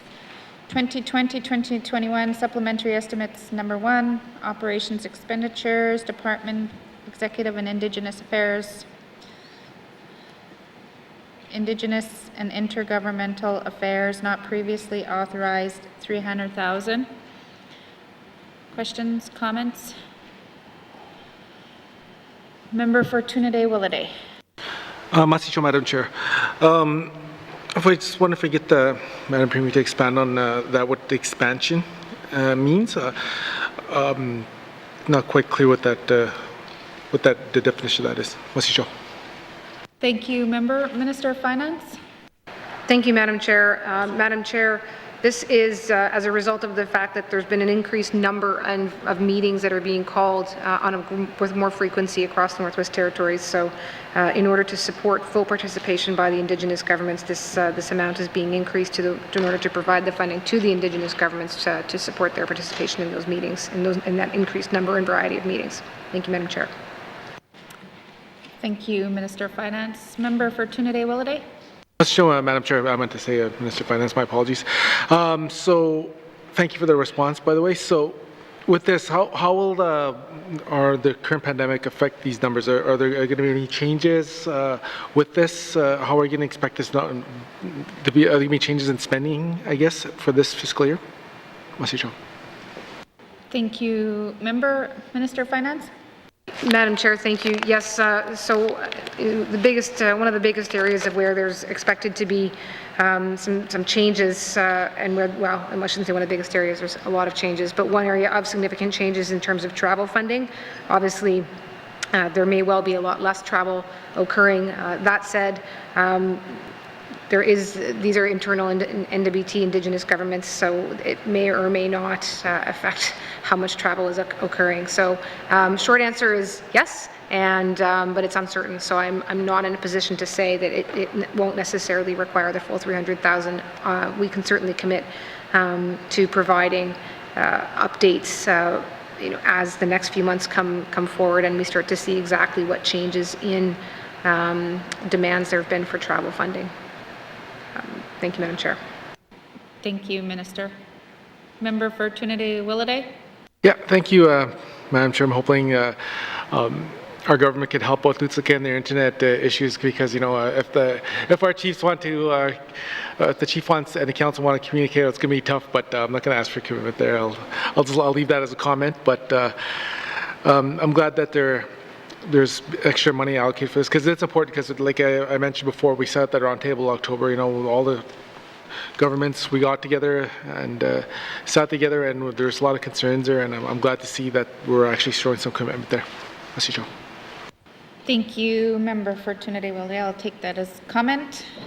And so I will call the page again. Or Indigenous and Intergovernmental Affairs, not previously authorized, $300,000. Does committee agree? Total Department, not previously authorized, $300,000. Does committee agree? We'll now turn to page 7. Committee will now proceed with the Department of Finance, and we'll proceed to the detail on page 7. 2020-2021 Supplementary Estimates Number 1, Operations Expenditures. Department of Finance, Operation Expenditures, Management Board Secretariat, not previously authorized, $36,840,000. Questions, comments? Member for Yellowknife North. Thank you, Madam Chair. I'm looking at the first line item to provide funding for respond to COVID, $23,400,000. I understand all of this money is essentially flow through from the offset from the Government of Canada. I guess I'm just wanting to clarify, is this all money we've essentially already spent, or programs that have already been announced, or is this new money? Thank you, Madam Chair. Thank you, Member. Minister of Finance. Yeah. Thank you, Madam Chair. Madam Chair, this is not new money at this point. This is money that's come in to date and that has been provided, I believe, to the end of June. Oh, no. Well, sorry. It's a mix. I guess it's, yeah, so a mix of both planned and spent. I suppose it depends. I'm just looking. If we're looking just about the first line item, number 23 million, then that is a mix of both planned and spent items coming in based on best estimates at this point of what's happening with COVID-19. Thank you, Madam Chair. Thank you, Minister of Finance. Member for Yellowknife North. Thank you, Madam Chair. Yeah, I guess my understanding is that there's quite a bit of programs, and most of them federal, kind of wrapped up in this money, and we have spent it, or it's kind of already allocated. So I guess the big question is there more money expected to come? Do we have any plans to increase our COVID spending ourselves? Thank you, Madam Chair. Thank you, Member. Minister of Finance. Thank you, Madam Chair. So as a starting point, Madam Chair, the federal government just this week announced a further $14 billion that they will be engaging all provinces and territories in order to determine the allocation of those different funds. So I certainly am not in a position to say right now what proportion of that the Northwest Territories will get, only that we certainly will get some share of that. The initial money that we received was, again, part of really an emergency, still quite an emergency response, and most provinces and territories, and indeed the federal government, are still really quite in an emergency response stage, albeit it may be evolving. So these projections and the money that was received was based, as I say, in fact, on projections of where we were at and where we would be. I'm sure there's more money coming from the federal government. There's, as I say, there's the $14 billion, but whether or not there'll be more, I certainly am not going to make any commitments on behalf of a different minister at a different level of government. And will there need to be more money coming from the N.W.T? I mean, probably is probably the best I can say. It's just that at this point, how much is going to be difficult to estimate. And much of that depends on whether or not we wind up facing a second wave that is worse this fall, or if it is less impactful and more mild, which certainly isn't the prediction right now from a lot of different corners. So that will have a big impact on where we're at financially. I hope that's sufficient information, but I see the member still has some time, so there may be more questions coming. Thank you, Madam Chair. Thank you, Minister. Member for Yellowknife North. No, thank you, Madam Chair. No, that's very helpful. I just wanted to kind of clarify for the public's sake that when this $23 million shows up, it's largely money that we've already spent. Moving on to the next line item there, the $8 million, $700,000 for passenger airlines. When this was announced, it was said that it was kind of part one of negotiations, and there was a potential second half for our cargo airlines. A number of our airlines that supply our communities in the N.W.T are fundamental to our supply chain, and they were unable to access this money because they don't carry passengers. Can the Minister provide an update of when we're going to see money for those airlines? Thank you, Madam Chair. Thank you. Minister? Madam Chair, so yes, the first round of funding was really directed and really driven at the large airlines that provide scheduled passenger services. We were able to use some flexibility and to receive some flexibility so that we could direct it at airlines more across the Northwest Territories, more broadly than just one or two, which is certainly beneficial. And there is a breakdown that was provided to 5 different airlines. Now, negotiations have continued with Transport Canada regularly. There's been regular communications between the Department of Finance and I believe the Department of Infrastructure as well regarding airlines, but also at the Finance Minister's table, and I believe probably with the Premier's table as well. All 3 territories are saying that airlines are different up here and that we need more than just the passenger airlines, that they really are essential services providing cargo and medical, etc. So with that said, the latest word that we've had from Transport Canada is that they will be taking some time, and that the funding that will hopefully be coming from them is not necessarily imminent.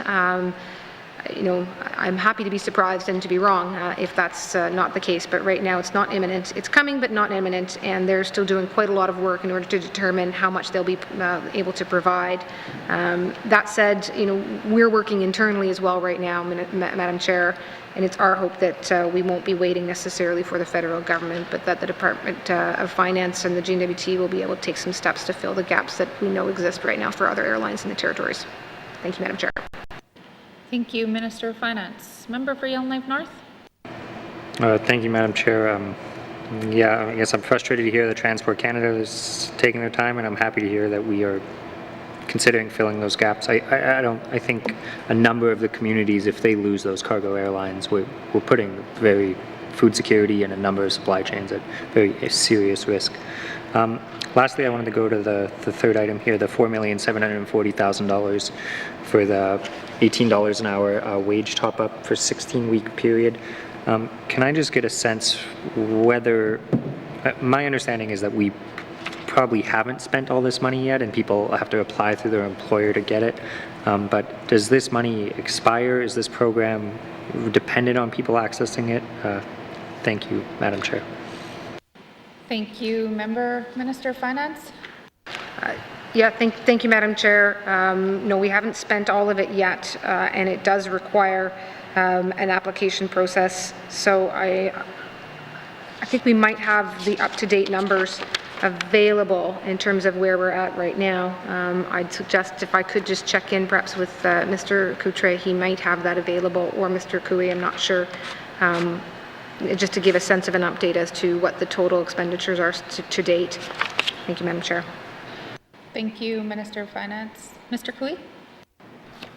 Thank you, Madam Chair. So yes, the latest statistics as of June 3rd, we've had 41 employers apply, and 293 employees have qualified. We've granted about $90,000, and kind of the average monthly support for each employee is about $215 under that program. Thank you, Madam Chair. Thank you, Mr. Cooey. Member for Yellowknife North? Thank you, Madam Chair. I guess I think we would all like to see at least everyone in the Northwest Territories making $18 an hour. I mean, that's still well below a living wage for many of our communities. I recognize that there's some work to do, and I mean, if it's only $215 average a month for an employee, that's not that much money to us, but it's a lot to them. I guess I'm looking for, perhaps there is a way as this program expires that we can kind of meet those employers in the middle and offer some sort of wage incentive program, and they can offer a bit of a raise to their own employees. Really, I don't think anyone should be paying people less than $18 an hour in the Northwest Territories, but I recognize that that is the reality for these workers.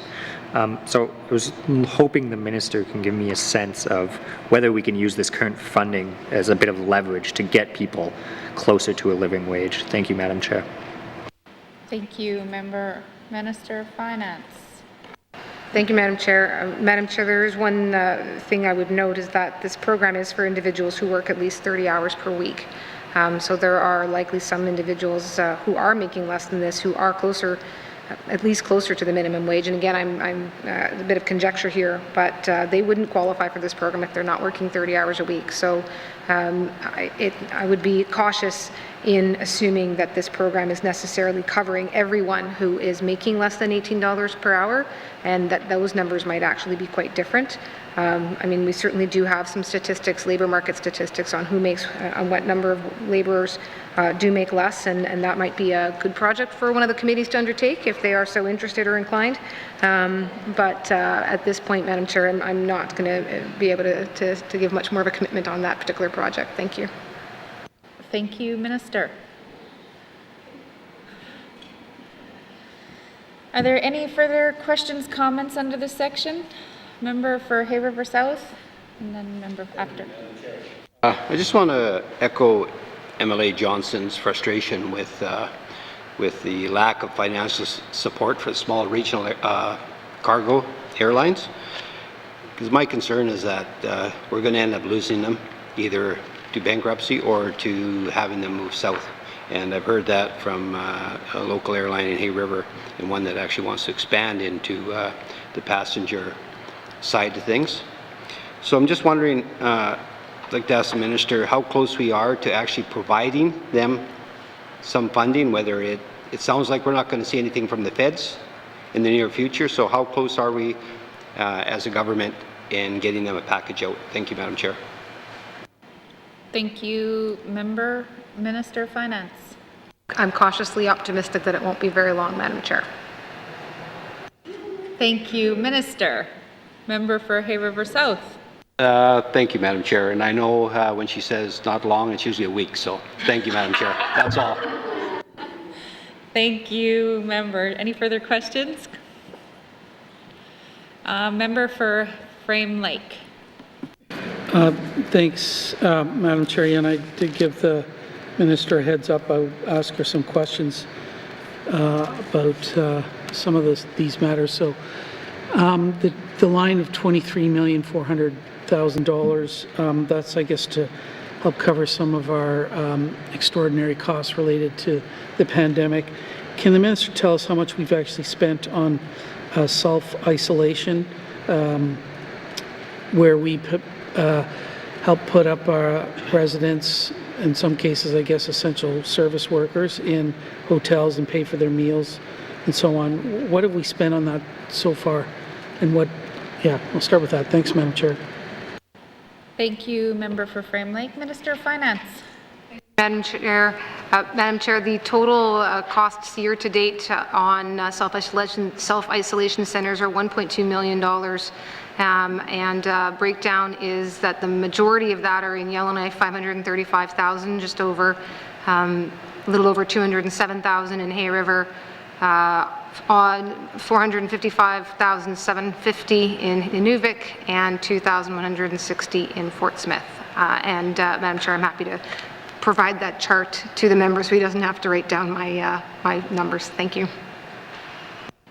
Thank you, Minister. And maybe if you could send that off to, I think, all the members that they might want that. Member for Frame Lake.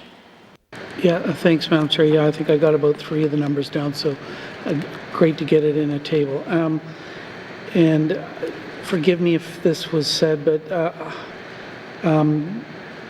what's our projected costs? Well, I guess we don't know when the pandemic is going to end, but has the department predicted any costs that might be associated into the future with self-isolation, supporting those individuals? Thanks, Madam Chair.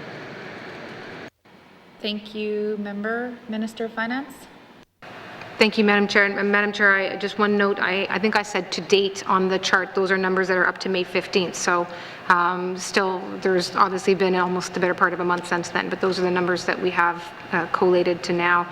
And on the basis of, and again, only having had a few months, but we're at about 1.1 million per month on average. So if we use that as a projection, then we're looking at 5.6 million to the end of September. Thank you, Madam Chair. Thank you, Minister. Member for Frame Lake. Thanks, Madam Chair. The Minister is well prepared. I appreciate that. And with regard to the uptake on the wage top-up program, I think there's about 2,100 people that might be eligible based on statistical tracking. What's the update or the uptake like as of the most recent number the Minister can give us? Thanks, Madam Chair.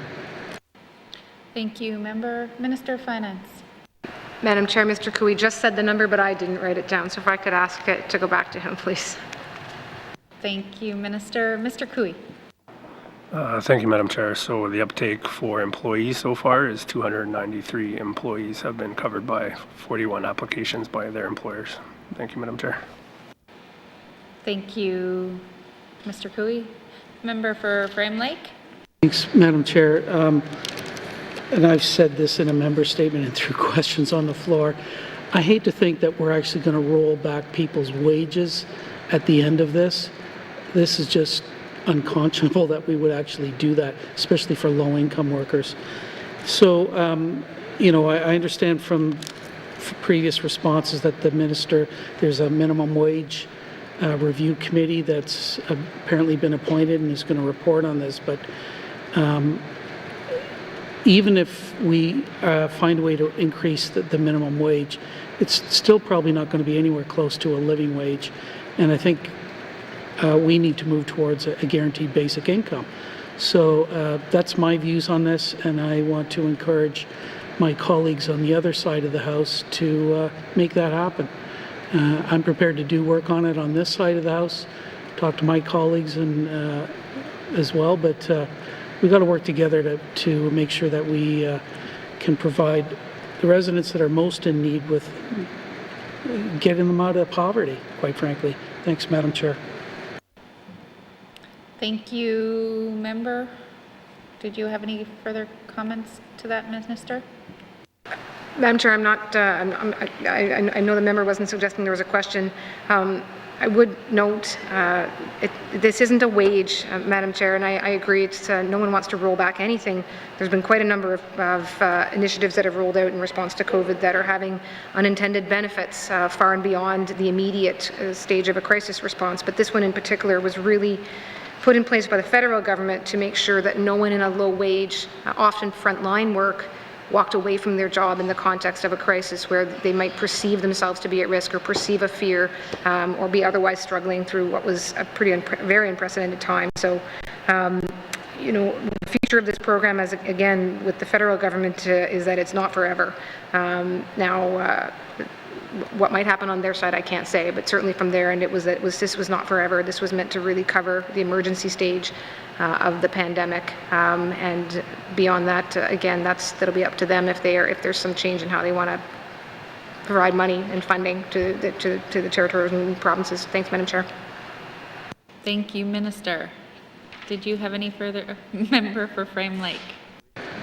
Thanks, Madam Chair. Yeah, I don't want to relive this debate, but the fact is that this was targeted by the federal government to support essential service workers, but our government made a decision and negotiated this with the federal government that it would all low wage earners in the Northwest Territories should be eligible. And that, I want to commend the Minister for doing that. That was the right thing to do. So anyways, we made the decision to broaden the application of what was a federal program intended for essential services to to cover everybody here who gets a low income, to help them get through the pandemic as well. So hats off to the Minister for doing that. Let's fix this permanently and move people towards a living wage and end poverty in the Northwest Territories. That's what we should be doing. Thanks, Madam Chair. Thank you, Member for Frame Lake. I will take that as a comment. And we will, a good comment. We'll move on. All right, so are there any further questions, comments under this section? Management Board Secretariat not previously authorized, $36,840,000. Does committee agree? Total Department not previously authorized, $36,840,000. Does committee agree?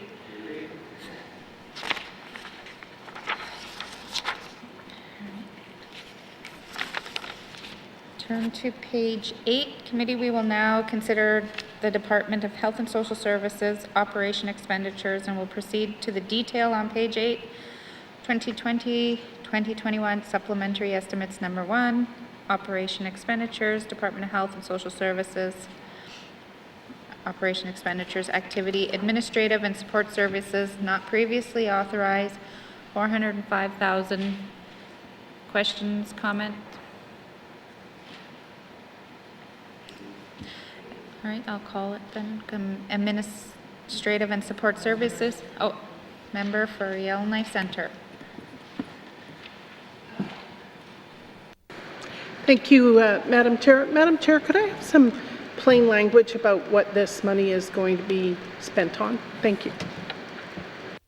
Thank you. Minister of Finance. Sorry, Madam Chair, I'm just getting myself to my page. Sorry, and that is on the first item. That's the, okay, thank you.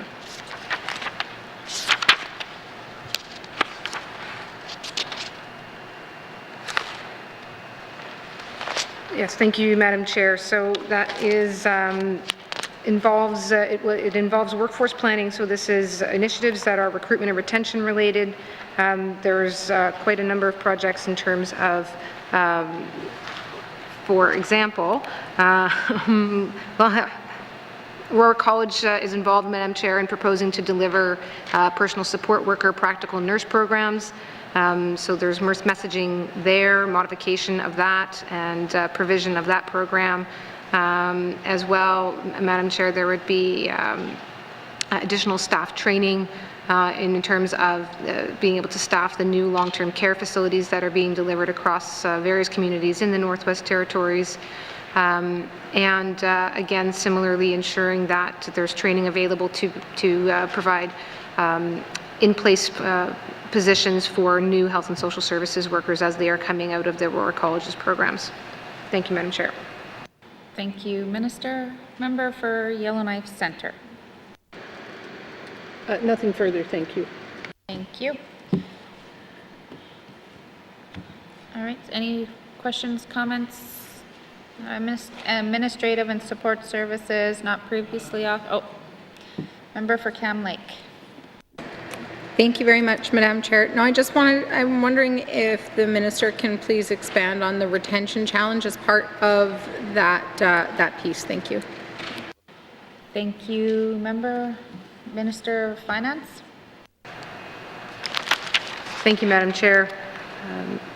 So, Madam Chair, there's some options including focusing on employee development programs so that current employees are able to move forward and have better opportunities for advancement.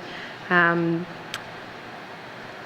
similarly, expanding the residency program again so that employees are better able to take advantage of having job shadowing, observerships, and practicum, both focused in terms of then making the workplace one that is hopefully more satisfying and one that's more attractive to maintain and to keep workers in place. Thank you, Madam Chair. Thank you, Minister. Member, no further questions?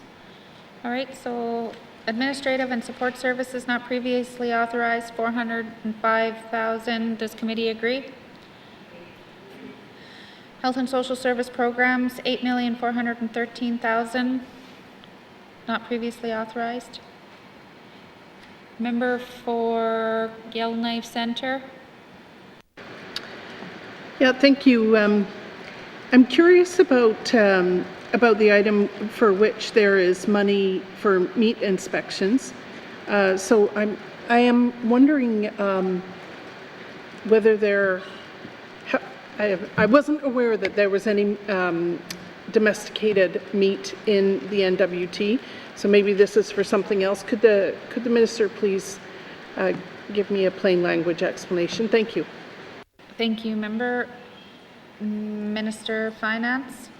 Thank you, Madam Chair. Madam Chair, as I understand it, this is an opportunity that will actually, might provide the opportunity for there to be a development of that industry by developing the regulations themselves. So this is the opportunity to, at the starting point, create those regulations, create the policies and the processes associated, and then once those are in place, have available a training program so that there could potentially be then an industry that would support more locally produced, harvested foods. Thank you, Madam Chair. Thank you, Minister. Member for Yellowknife Centre. Yeah, thank you. I'm shocked that the government is working ahead on a non-existent industry to put regulations and policies into place. I thought that it worked the other way around. You had an industry that needed regulating rather than you create regulations for something that doesn't exist. Maybe the minister could explain that to me. I'm missing something. Thank you. Thank you, Minister of Finance. Thank you, Madam Chair. Madam Chair, this is to support a position within Health and Social Services where they can undertake this project. There certainly are quite a number of harvesters in the Northwest Territories right now who are able to harvest food, but then aren't actually able to turn around and provide that to anyone outside of perhaps immediate family, lest they are contravening regulations and not meeting health and safety requirements. So that's the target group here. It's meant to provide an opportunity to spread food around more that is coming in, that exists already, and as such to address food insecurity by making that resource available in a broader way. Thank you, Madam Chair. Thank you, Minister. Member for Yellowknife Centre. No, nothing further on this section. Thank you. Okay. Member for Frame Lake. Yeah, thanks, Madam Chair. I guess I just want to say that on the meat inspection issue, I know that Northern Farm Training Institute does raise animals. I was there this past weekend. They're interested in trying to market some of that meat, and they've tried to do it in Yellowknife at the farmers market here, but weren't able to do that. And I visited another operation, potential operation by Mr. Russell Chase. Like to breed rabbits and sell them, but can't do it right now. So we got to fix this issue in terms of building food security here. So I support this. But I did want to ask questions about the funding for Child and Family Services. It's almost $3.7 million. I support this, but I'm just a bit concerned about how we're going to roll this out in COVID pandemic time, because I think some of this is would normally result in hiring and training of extra staff to take on some of the work, and this is largely in response to the Office of the Auditor General review of Child and Family Services. So have we considered how this is going to roll out during the pandemic? Thanks, Madam Chair. Thank you, Member for Frame Lake. Minister of Finance. Thank you, Madam Chair. So just to put a number to it, this is funding that will support 20 positions, including significant frontline positions, as well as support staff to help ensure that the frontline workers aren't doing their own background administrative supports, as well as support to develop cultural safety and curriculum development. And as far as the recruitment, Madam Chair, part of the problem was just in the process. The authorities have developed a human resources recruitment and retention plan, and that is expected to make the process of recruiting and retaining staff more streamlined. As they're going through that process, implementing an ongoing centralized process for hiring for health and social services, or I'm sorry, for child and family services, I can report that they have reduced vacancies from a 25% vacancy down to a 6.3% vacancy. And that number includes a drop that has consistently remained, even between January and May. We went from 7.6% vacancy down to 6.3% vacancy between January and May. I don't have the social background on why that might be, or the psychological background on why that might be, but I am happy to say that that does seem to be the trend that we're experiencing right now. Thank you, Madam Chair. Thank you, Minister. Member for Frame Lake. Thanks, Madam Chair. The Minister is full of good news today, and that is sincerely good news. So I appreciate the work on that, and I do want this money to be well used. On the next line item is $2.6 million. This is for continuing to roll out the Child and Youth Counselor program. I think the date show's already been done, if I remember correctly, and I think it might be the Clecho region. So now it's Yellowknife's turn, which is good, but I've heard some concerns here because some of the Yellowknife schools already had some individuals in doing some of these functions, and there was some concern that there was delays in implementing and rolling this out and so on. So can the Minister tell us what she's heard and how this is going to roll out during the pandemic as well? Thanks, Madam Chair. Thank you, Member. Minister. Thank you, Madam Chair. And Madam Chair, yes, just to give a bit of very brief context, it looks like we have a bit of extra time. Yes, 2018-19 saw the establishment in the Clecho and N.W.T regions. 2019-20 saw roll out to the Sawtooth and the Beaufort Delta, and now 2020-21, we're expecting, or assuming, or if there's approval rather, it would go to Yellowknife. And as far as the member is mentioning the concern that I acknowledge exists around security for staff who were already doing some of this work in some of the schools and some of the school districts, I can say that there is a priority right now within hiring for these positions. So the hope being that if that does get priorities for immediate action, that will decrease any lingering uncertainty that may be still experienced by those staff members, wondering what's happening for the upcoming year. Hopefully with the year being a bit uncertain, there are some backup plans within NTHSSA that if in fact there may need to be more positions filled depending, that they can then do that, and that they would have a backup plan for coverage. Thank you, Madam Chair. Thank you, Minister.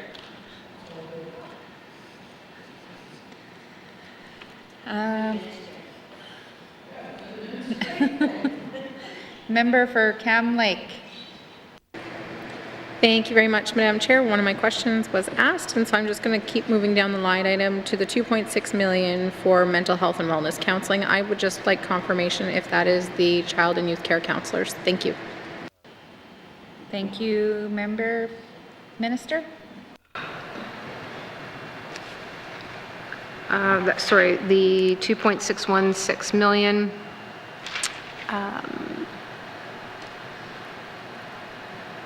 Sorry, Madam Chair, I am trying to read too many notes at the same time, but that is that's the child and youth care counselors, Madam Chair. Thank you. Just say yes. Thank you, Minister. Member for Cam Lake. Thank you very much, Madam Chair. My last question is just in regards to the very last line item for Alcoholics Anonymous and Wellbriety. I just want to confirm that that is a program funding that is offered in all communities and not just Yellowknife. Thank you, Member. Minister? Madam Chair, I'm not sure if it's offered in all communities, so let me see if I can get a number that will perhaps break that down a little bit further. as to what communities that is being offered in. Madam Chair, beginning in 2020-21, there's support that's expected to be available in 15 communities, and this is meant to provide the community training for 5 communities in the first 2 years, and then to go from there, reducing over time. Thank you, Madam Chair. Thank you, Minister. Member for Cam Lake, did you have any further questions?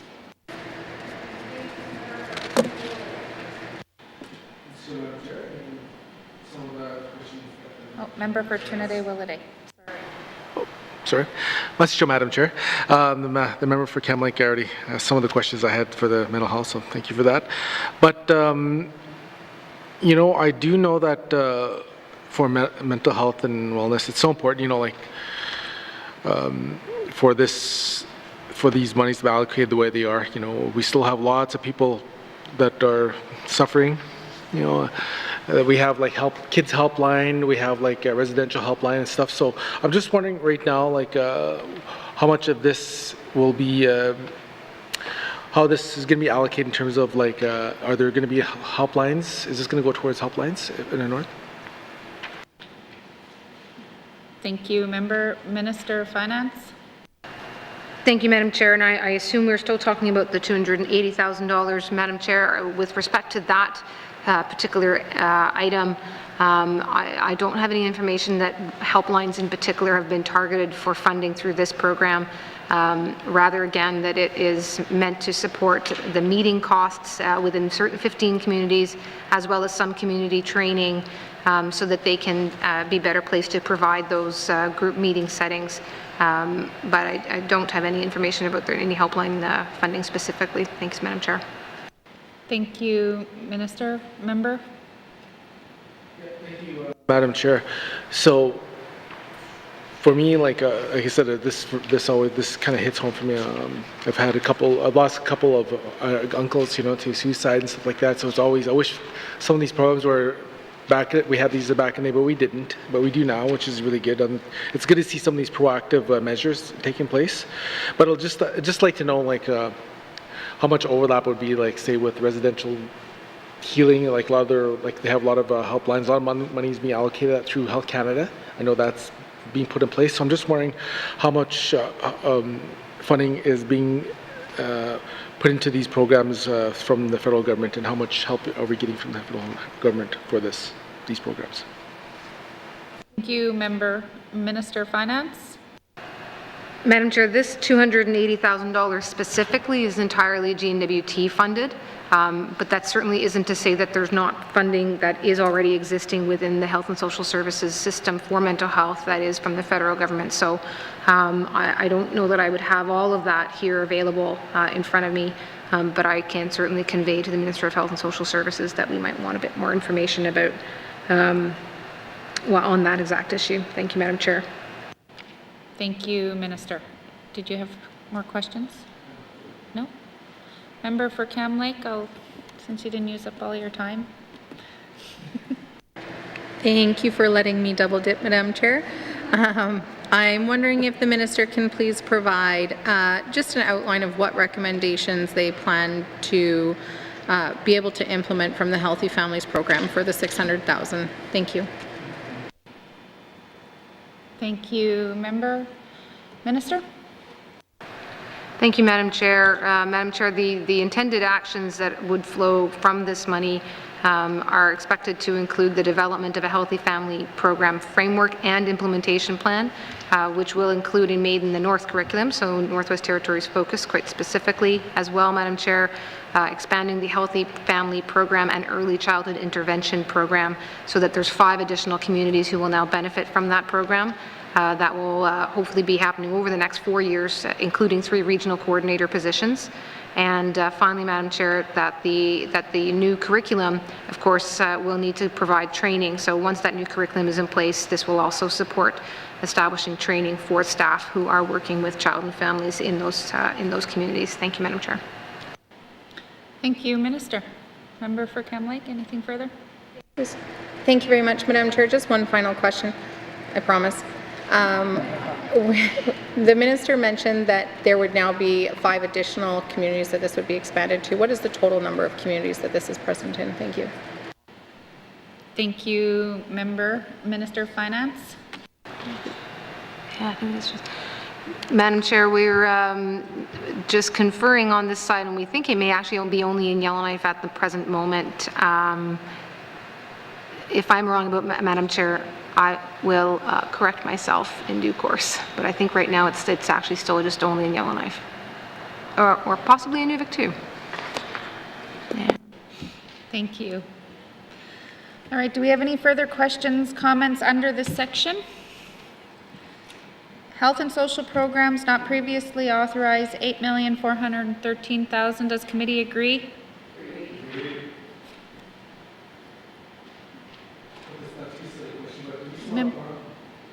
Yeah, we started with quorum. We still have quorum. As long as we start with quorum.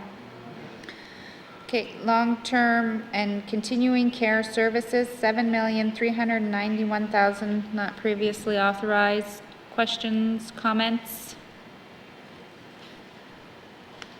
No questions, comments? Long-term and continuing care services not previously authorized, $7,391,000. Does committee agree? Total department, $16,209,000. Does committee agree? Thank you, committee. We will now turn to page 9. We are now considering the Department of Industry, Tourism, Investment, Operations, Expenditures, and we'll proceed to the detail on this page. 2020-2021 Supplementary Estimates Number 1, Operation Expenditures, Department of Industry, Tourism, Investment, Operation Expenditures, Activity, Economic Diversification and Business Support, not previously authorized, $450,000. Questions, comments? Seeing none. Economic Diversification and Business Support, not previously authorized, $450,000. Does committee agree? Minerals and Petroleum Resources, not previously authorized, $360,000. Questions, comments? Member for Frame Lake. Thanks, Madam Chair.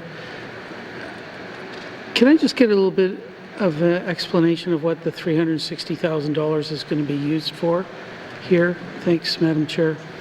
Thank you, member. Minister of Finance. Thank you, Madam Chair. So this is being utilized to help develop the comprehensive regulations that are required under the new Mineral Resources Act that received assent right at the tail end of the 18th Legislative Assembly. So the regulations are fairly extensive and complex, and this is meant to support having individuals and staffing available to complete that work over in IT&I. Thank you, Madam Chair. Thank you. Minister, member for Frame Lake. Thanks, Madam Chair. Yeah, I agree with the Minister that there's a lot of work that needs to be done here, and there's a lot of matters of public interest, including royalties and so on. I'm just kind of curious, though, why ITI gets to go back to the well and other departments that dealt with post-Devo legislation like ENR. There's a new Protected Areas Act, Environmental Rights Act. They're still working on a Forest Act, amendments to the Environmental Protection Act, the Waters Act. Why are that department in particular, and then even, Department of Lands, they've got the Public Lands Act that's going to require a lot of work to develop regulations. Why are we not seeing anything in the supplementary appropriation for these other departments to do this work? Thanks, Madam Chair. Thank you, member for Frame Lake. Minister of Finance. Thank you, Madam Chair. Madam Chair, just to sort of perhaps pull back the veil a little bit on the process, departments are expected to look internally and to determine whether or not they can utilize their existing resources, both in terms of actual structural resources and staffing resources before coming forward to seek additional funding or seek the creation of additional positions. And in this case, and if they do come forward, then certainly an analysis is done by the Management Board Secretariat to confirm whether or not, in fact, what is being requested is really what is required. So in this particular instance, ENR and Lands were able to look internally and establish that their staffing was sufficient complement to achieve the work that they have to do under their side.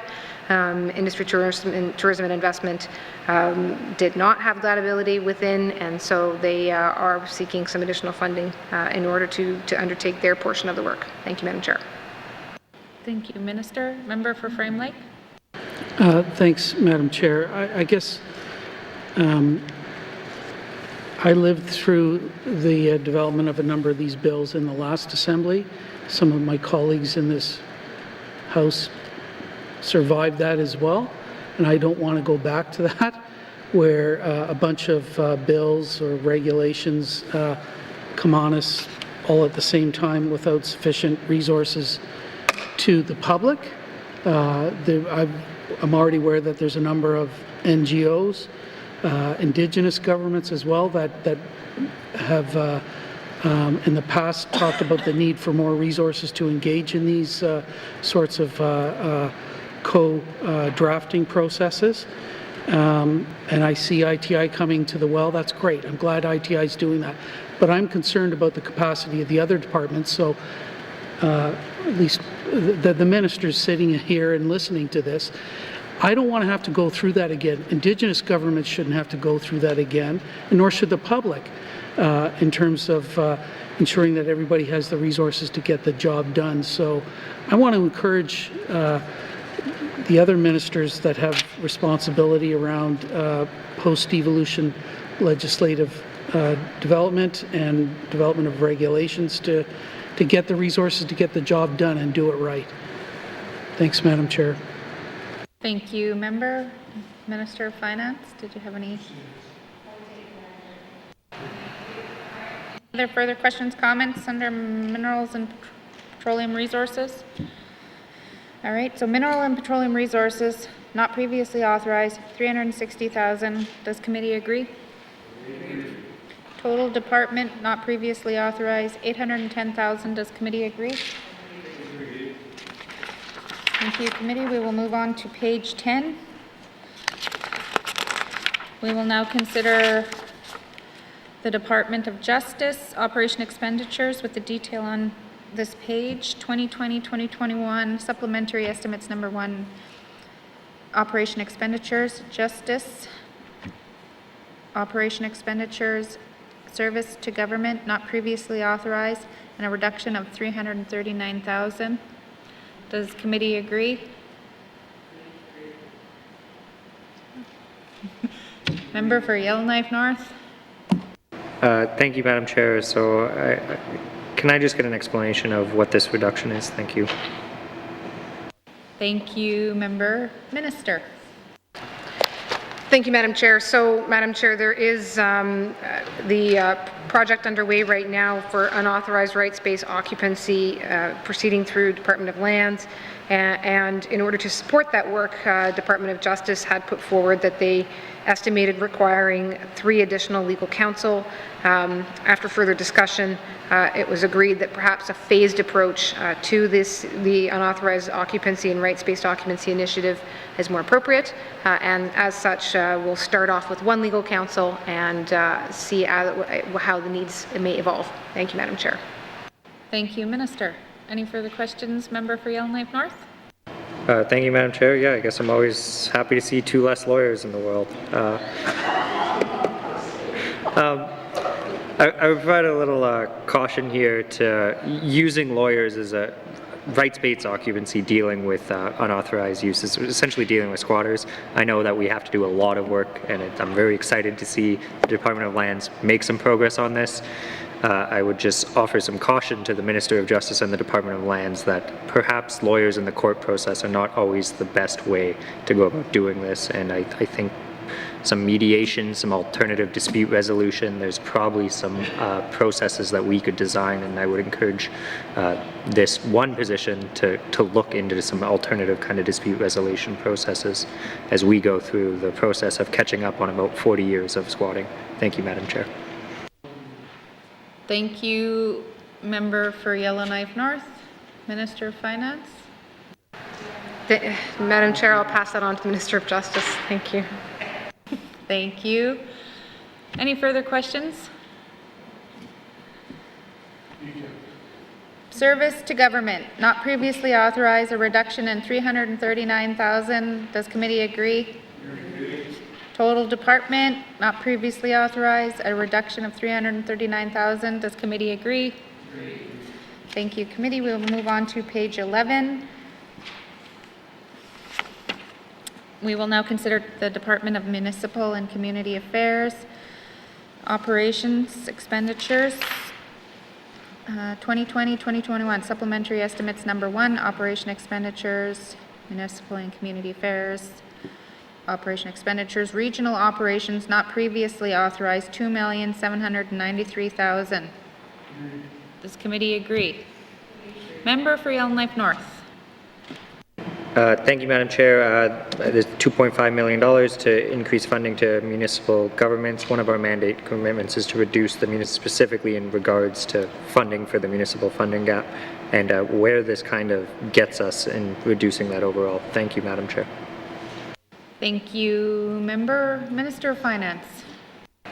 Thank you, Madam Chair. Madam Chair, so this funding will be allocated based on the established funding formula that is already in existence, and so as such it will be divided accordingly and take a piece away from the funding gap that exists for all of those for whom the funding gap or for whom the formula was identifying a gap.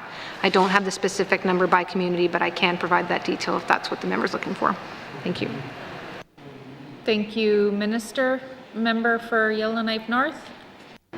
Thank you, Madam Chair. Yeah, I would like to see a bit more of a, I know this is in the mandate and I know this is MACA, but a bit more of a costed plan of how much this actually reduces the funding gap by.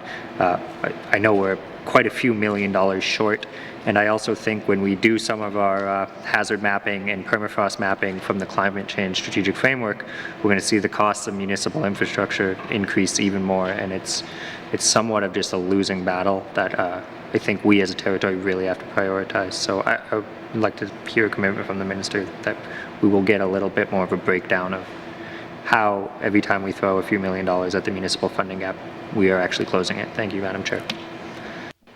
Thank you, Member. Minister of Finance. Thank you, Madam Chair. And Madam Chair, you know, throwing money or putting money, that's not totally the wrong term, but putting money in towards communities isn't just a matter of putting it into a bank account. Those communities are using that money to provide services, water and sewer services, for instance, waste services, for instance, other community infrastructure. So there's no doubt that needs always continue to grow, but every time that there's an investment made in the communities, it supports the fact that there's a gap in terms of the program services and infrastructure available in those communities. So, I suspect, Madam Chair, it's going to be a complicated calculation in that for some, an investment will support a gap that exists right now at a real point in time, and for others, yes, they'll be experiencing climate change more severely than another community, and so that essentially their gap in some ways one might say is growing, and others might say is actually reduced by an investment by a greater percentage or proportion. So this is not an easy conversation, Madam Chair, but the commitment is there, it's in the mandate, and based on what's in the mandate, that is what this money is going towards. So I can definitely provide the breakdown how, based on what we have all agreed as a 19th Assembly as a priority, and then what was presented as being the mandate items, how the funding here is going to achieve those goals. But I want to caution that, in terms of sort of saying community by community, what's their individual gap and where are they each at, that'll probably continue to be a moving target over time. So I just want to just a note of caution in terms of what we can provide. We will provide what this money is doing to the gap that, as it is found in the mandate right now. Thank you, Madam Chair. Thank you, Minister. Member for Yellowknife North. Any other member for Frame Lake? Thanks, Madam Chair. Yeah, I do want to commend the Minister and my friends in Cabinet for finding money to invest in this mandate item. This is good. And I served on City Council, so I know that municipal governments make good use of this money. I guess what I want to get some assurance of is that there's actually some way of tracking what the municipal funding gap actually is. That was done, I think, in the 17th Assembly. There was a task force between MACA and N.W.T, representation from different kinds of communities, small regional centers, Yellowknife. They worked together on rejigging the way that funds should be allocated to municipal governments based on need. And it was a great piece of work done collaboratively. And there was a moment in time the municipal funding gap was identified. Is that work being kept up to date? Thanks, Madam Chair. Thank you, Member. Minister of Finance. Thank you, Madam Chair. Madam Chair, I believe that MACA is in fact keeping those numbers. MACA can keep track of those numbers, Madam Chair, but I don't have a tracking right in front of me right now. I think there's certainly an intention, at least in the Department of Finance, to the extent that there's a tracking of all the public monies that are spent, to ensure that there's a tracking that the money that is being spent appropriately, wisely, and having the effects that we want it to have. So I know we've increased our capacity in the Department of Finance to do exactly that kind of work and make sure that in fact money is going where it needs to go and having the effects it wants to have. So I'm certainly not going to commit the Minister of MACA to do one thing or another, but there can be monitoring, and I think I'd go so far as to commit that there'll be monitoring somewhere. Madam Chair, thank you. Thank you, Minister. Member for Frame Lake. Thanks, Madam Chair. Well, while I have the MACA Minister's ears, I'm going to suggest a couple things here. What we need is an annual update of what that municipal funding gap is, and it should be reported publicly so we know what that is, and it should be given to N.W.T as well. And then more, if we've made a commitment together as a priority and Cabinet's willing to work on this, of closing that gap, we need a plan to do that. And I know things keep changing with COVID and all the rest, but we need to have a plan for how we think we're going to invest in that municipal funding gap for the rest of this term. So anyways, there's a couple of ideas I want to plant in the Minister's ears. Some kind of regular reporting, updating of that funding gap on an annual basis, and if she can develop a plan for how we're going to deal with it as best as we can for the remainder of the term, that would be great. And I'll leave it at that. Thanks, Madam Chair. Thank you, Member for Frame Lake. Any further questions, comments under the regional operations? Seeing none. Regional operations not previously authorized, $2,793,000. Does committee agree? Agreed. Sports, recreation, and youth not previously authorized, $650,000. Does committee agree? Agreed. Member for Frame Lake. Thanks, Madam Chair. Yeah, I just wish I had the encyclopedic knowledge of my colleague, the Honourable Member for Mahende, because he was passionate about this in the last Assembly, and I sat next to him, so a little bit of it rubbed off on me. So this is an interesting line item because we took the money out of the MACA budget, or some people agreed to take the money out of the MACA budget. I'll put it at that. And now it's being put back in where it should have been left to support these activities. So can I get an explanation as to why it's going back at this point? And is this a permanent increase over time, or is this just like a one-shot deal to support our youth and recreation? Thanks, Madam Chair. Thank you, Member. Minister of Finance. Thank you, Madam Chair. Madam Chair, I'm not as well versed to speak to the ins and outs of what went out in the last round of negotiations in a prior Assembly. I can say this $650,000 intended to be a temporary offset because of reduced revenues in 2018-19 and 2019-20 in Western Canadian lotteries, which are a significant source of revenue for multi-sport funding within MACA. And that reduction in revenue was resultant from lower lottery purchases than usual, which in turn was the result, at least in part, of a fairly significant network outage such that there simply was no ability to have sales of lotteries, and that reduced the revenue by a significant margin. As such, there was a funding shortage, and so there is this money that's come forward here as far as being $650,000. Thank you, Madam Chair. Thank you, Minister. Member for Frame Lake. And Thanks, Madam Chair. Yeah, thanks to the Minister for that. I'm a bit disappointed to hear that this is just a one-time injection of cash. So how are we going to, I guess we just have to revisit this in the next budget? Is that the way that this is going to get handled? Thanks, Madam Chair. thank you, Minister.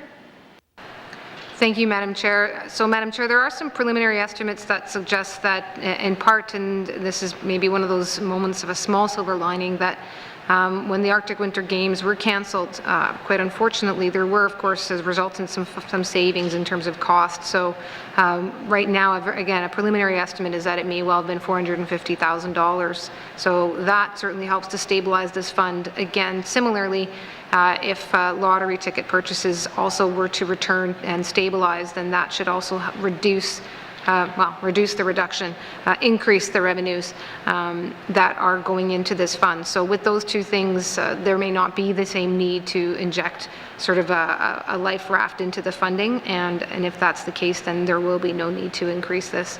Obviously, we'll continue to monitor the fund and ensure that it is in stable condition. I believe that MACA does have a number of efforts underway to do exactly that.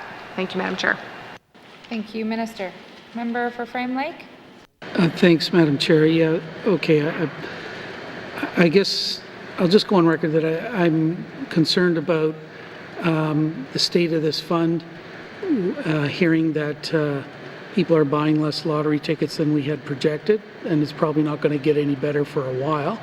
I know there's going to be some annual reporting now as a result of changes that I pushed in the last Assembly to get public reporting of this fund on an annual basis by the MACA minister. So anyways, I'm going to be watching this carefully, and what I don't want to see happen, though, is that we reduce the level of support for our youth and sports in the Northwest Territories. And that's going to be particularly important in the post-pandemic world right now. We can't get out and do a lot of these things. So maybe there's not as much draw or demand for this, but there's going to be a lot of pent-up demand for people to get out and start doing things again pretty quick. Thanks, Madam Chair.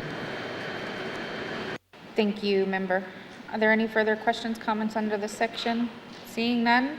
Sports, recreation, and youth not previously authorized, $650,000. Does committee agree? Agreed. Total department not previously authorized, $3,443,000. Does committee agree? Agreed. All right. Thank you, committee. Do you agree that you have concluded consideration of table document 137-19-2, supplementary estimates, operation expenditures, number 1, 2020-2021? Thank you, ministers, and thank you to the witness for appearing before us. Sergeant at Arms, you may escort the witnesses from the chamber.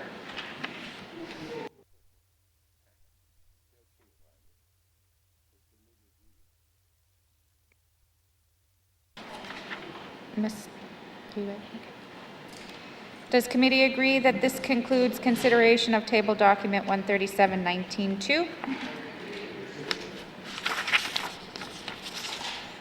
Thank you. Mr. Norn.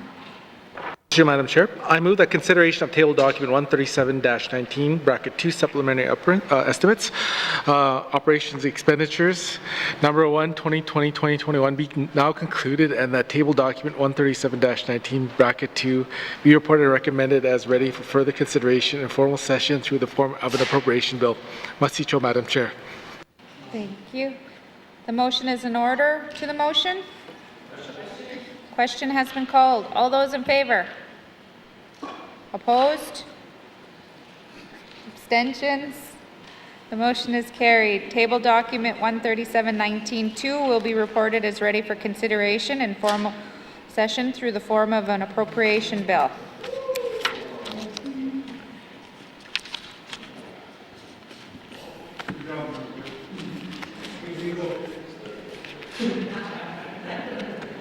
You got to reprise and you're still in committee. You got to Mr. Norn? Sorry, I thought we were done. Yeah. Where's report progress? Madam Chair, I move that we rise and report progress. Excuse me, we're still in committee. There's a motion on the floor to report progress. The motion is in order and non-debatable. All those in favor? Opposed? Motion is carried. I will now rise and report progress.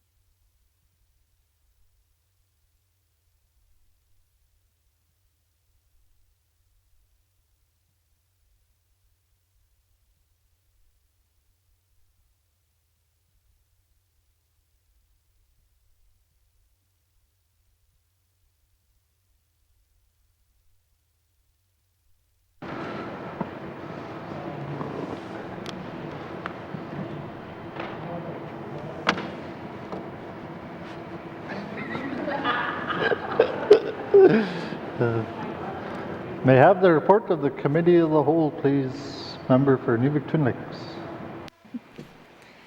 Thank you, Mr. Speaker. Mr. Speaker, your committee has been considering table document 130-19-2 and table document 137-19-2 and would like to report progress with two motions adopted. That consideration of table document 130-19-2 and 137-19-2 is concluded and that the House concur in those estimates and that an appropriation bill to be based thereon be introduced without delay. And Mr. Speaker, I move that the report of the Committee of the Whole be concurred with. Thank you, Mr. Speaker. Do we have a seconder? All those in favor? All those opposed? The motion is carried. Third reading of bills. Third reading of bills. Mr. Clerk, orders of the day. Thank you, Mr. Speaker. Orders of the day for Thursday, June 11th, 2020, 1:30 p.m. Prayer, minister statements, member statements, returns to oral questions, recognition of visitors in the gallery, acknowledgements, oral questions, returns to written questions, replies to commissioner's address, petitions, reports of committees on the review of bills, reports of standing and special committees, tabling of documents, notices of motions, Motion 11-19-2, notices of motion for first reading of bills. First reading of bills, second reading of bills, consideration in committee of the whole of bills and other matters, committee report 1-19-2, committee report 2-19-2, committee report 3-19-2, report of committee of the whole, third reading of bills, orders of the day. House stands adjourned until Thursday, June 11th, 2020 at 1:30 p.m. Order.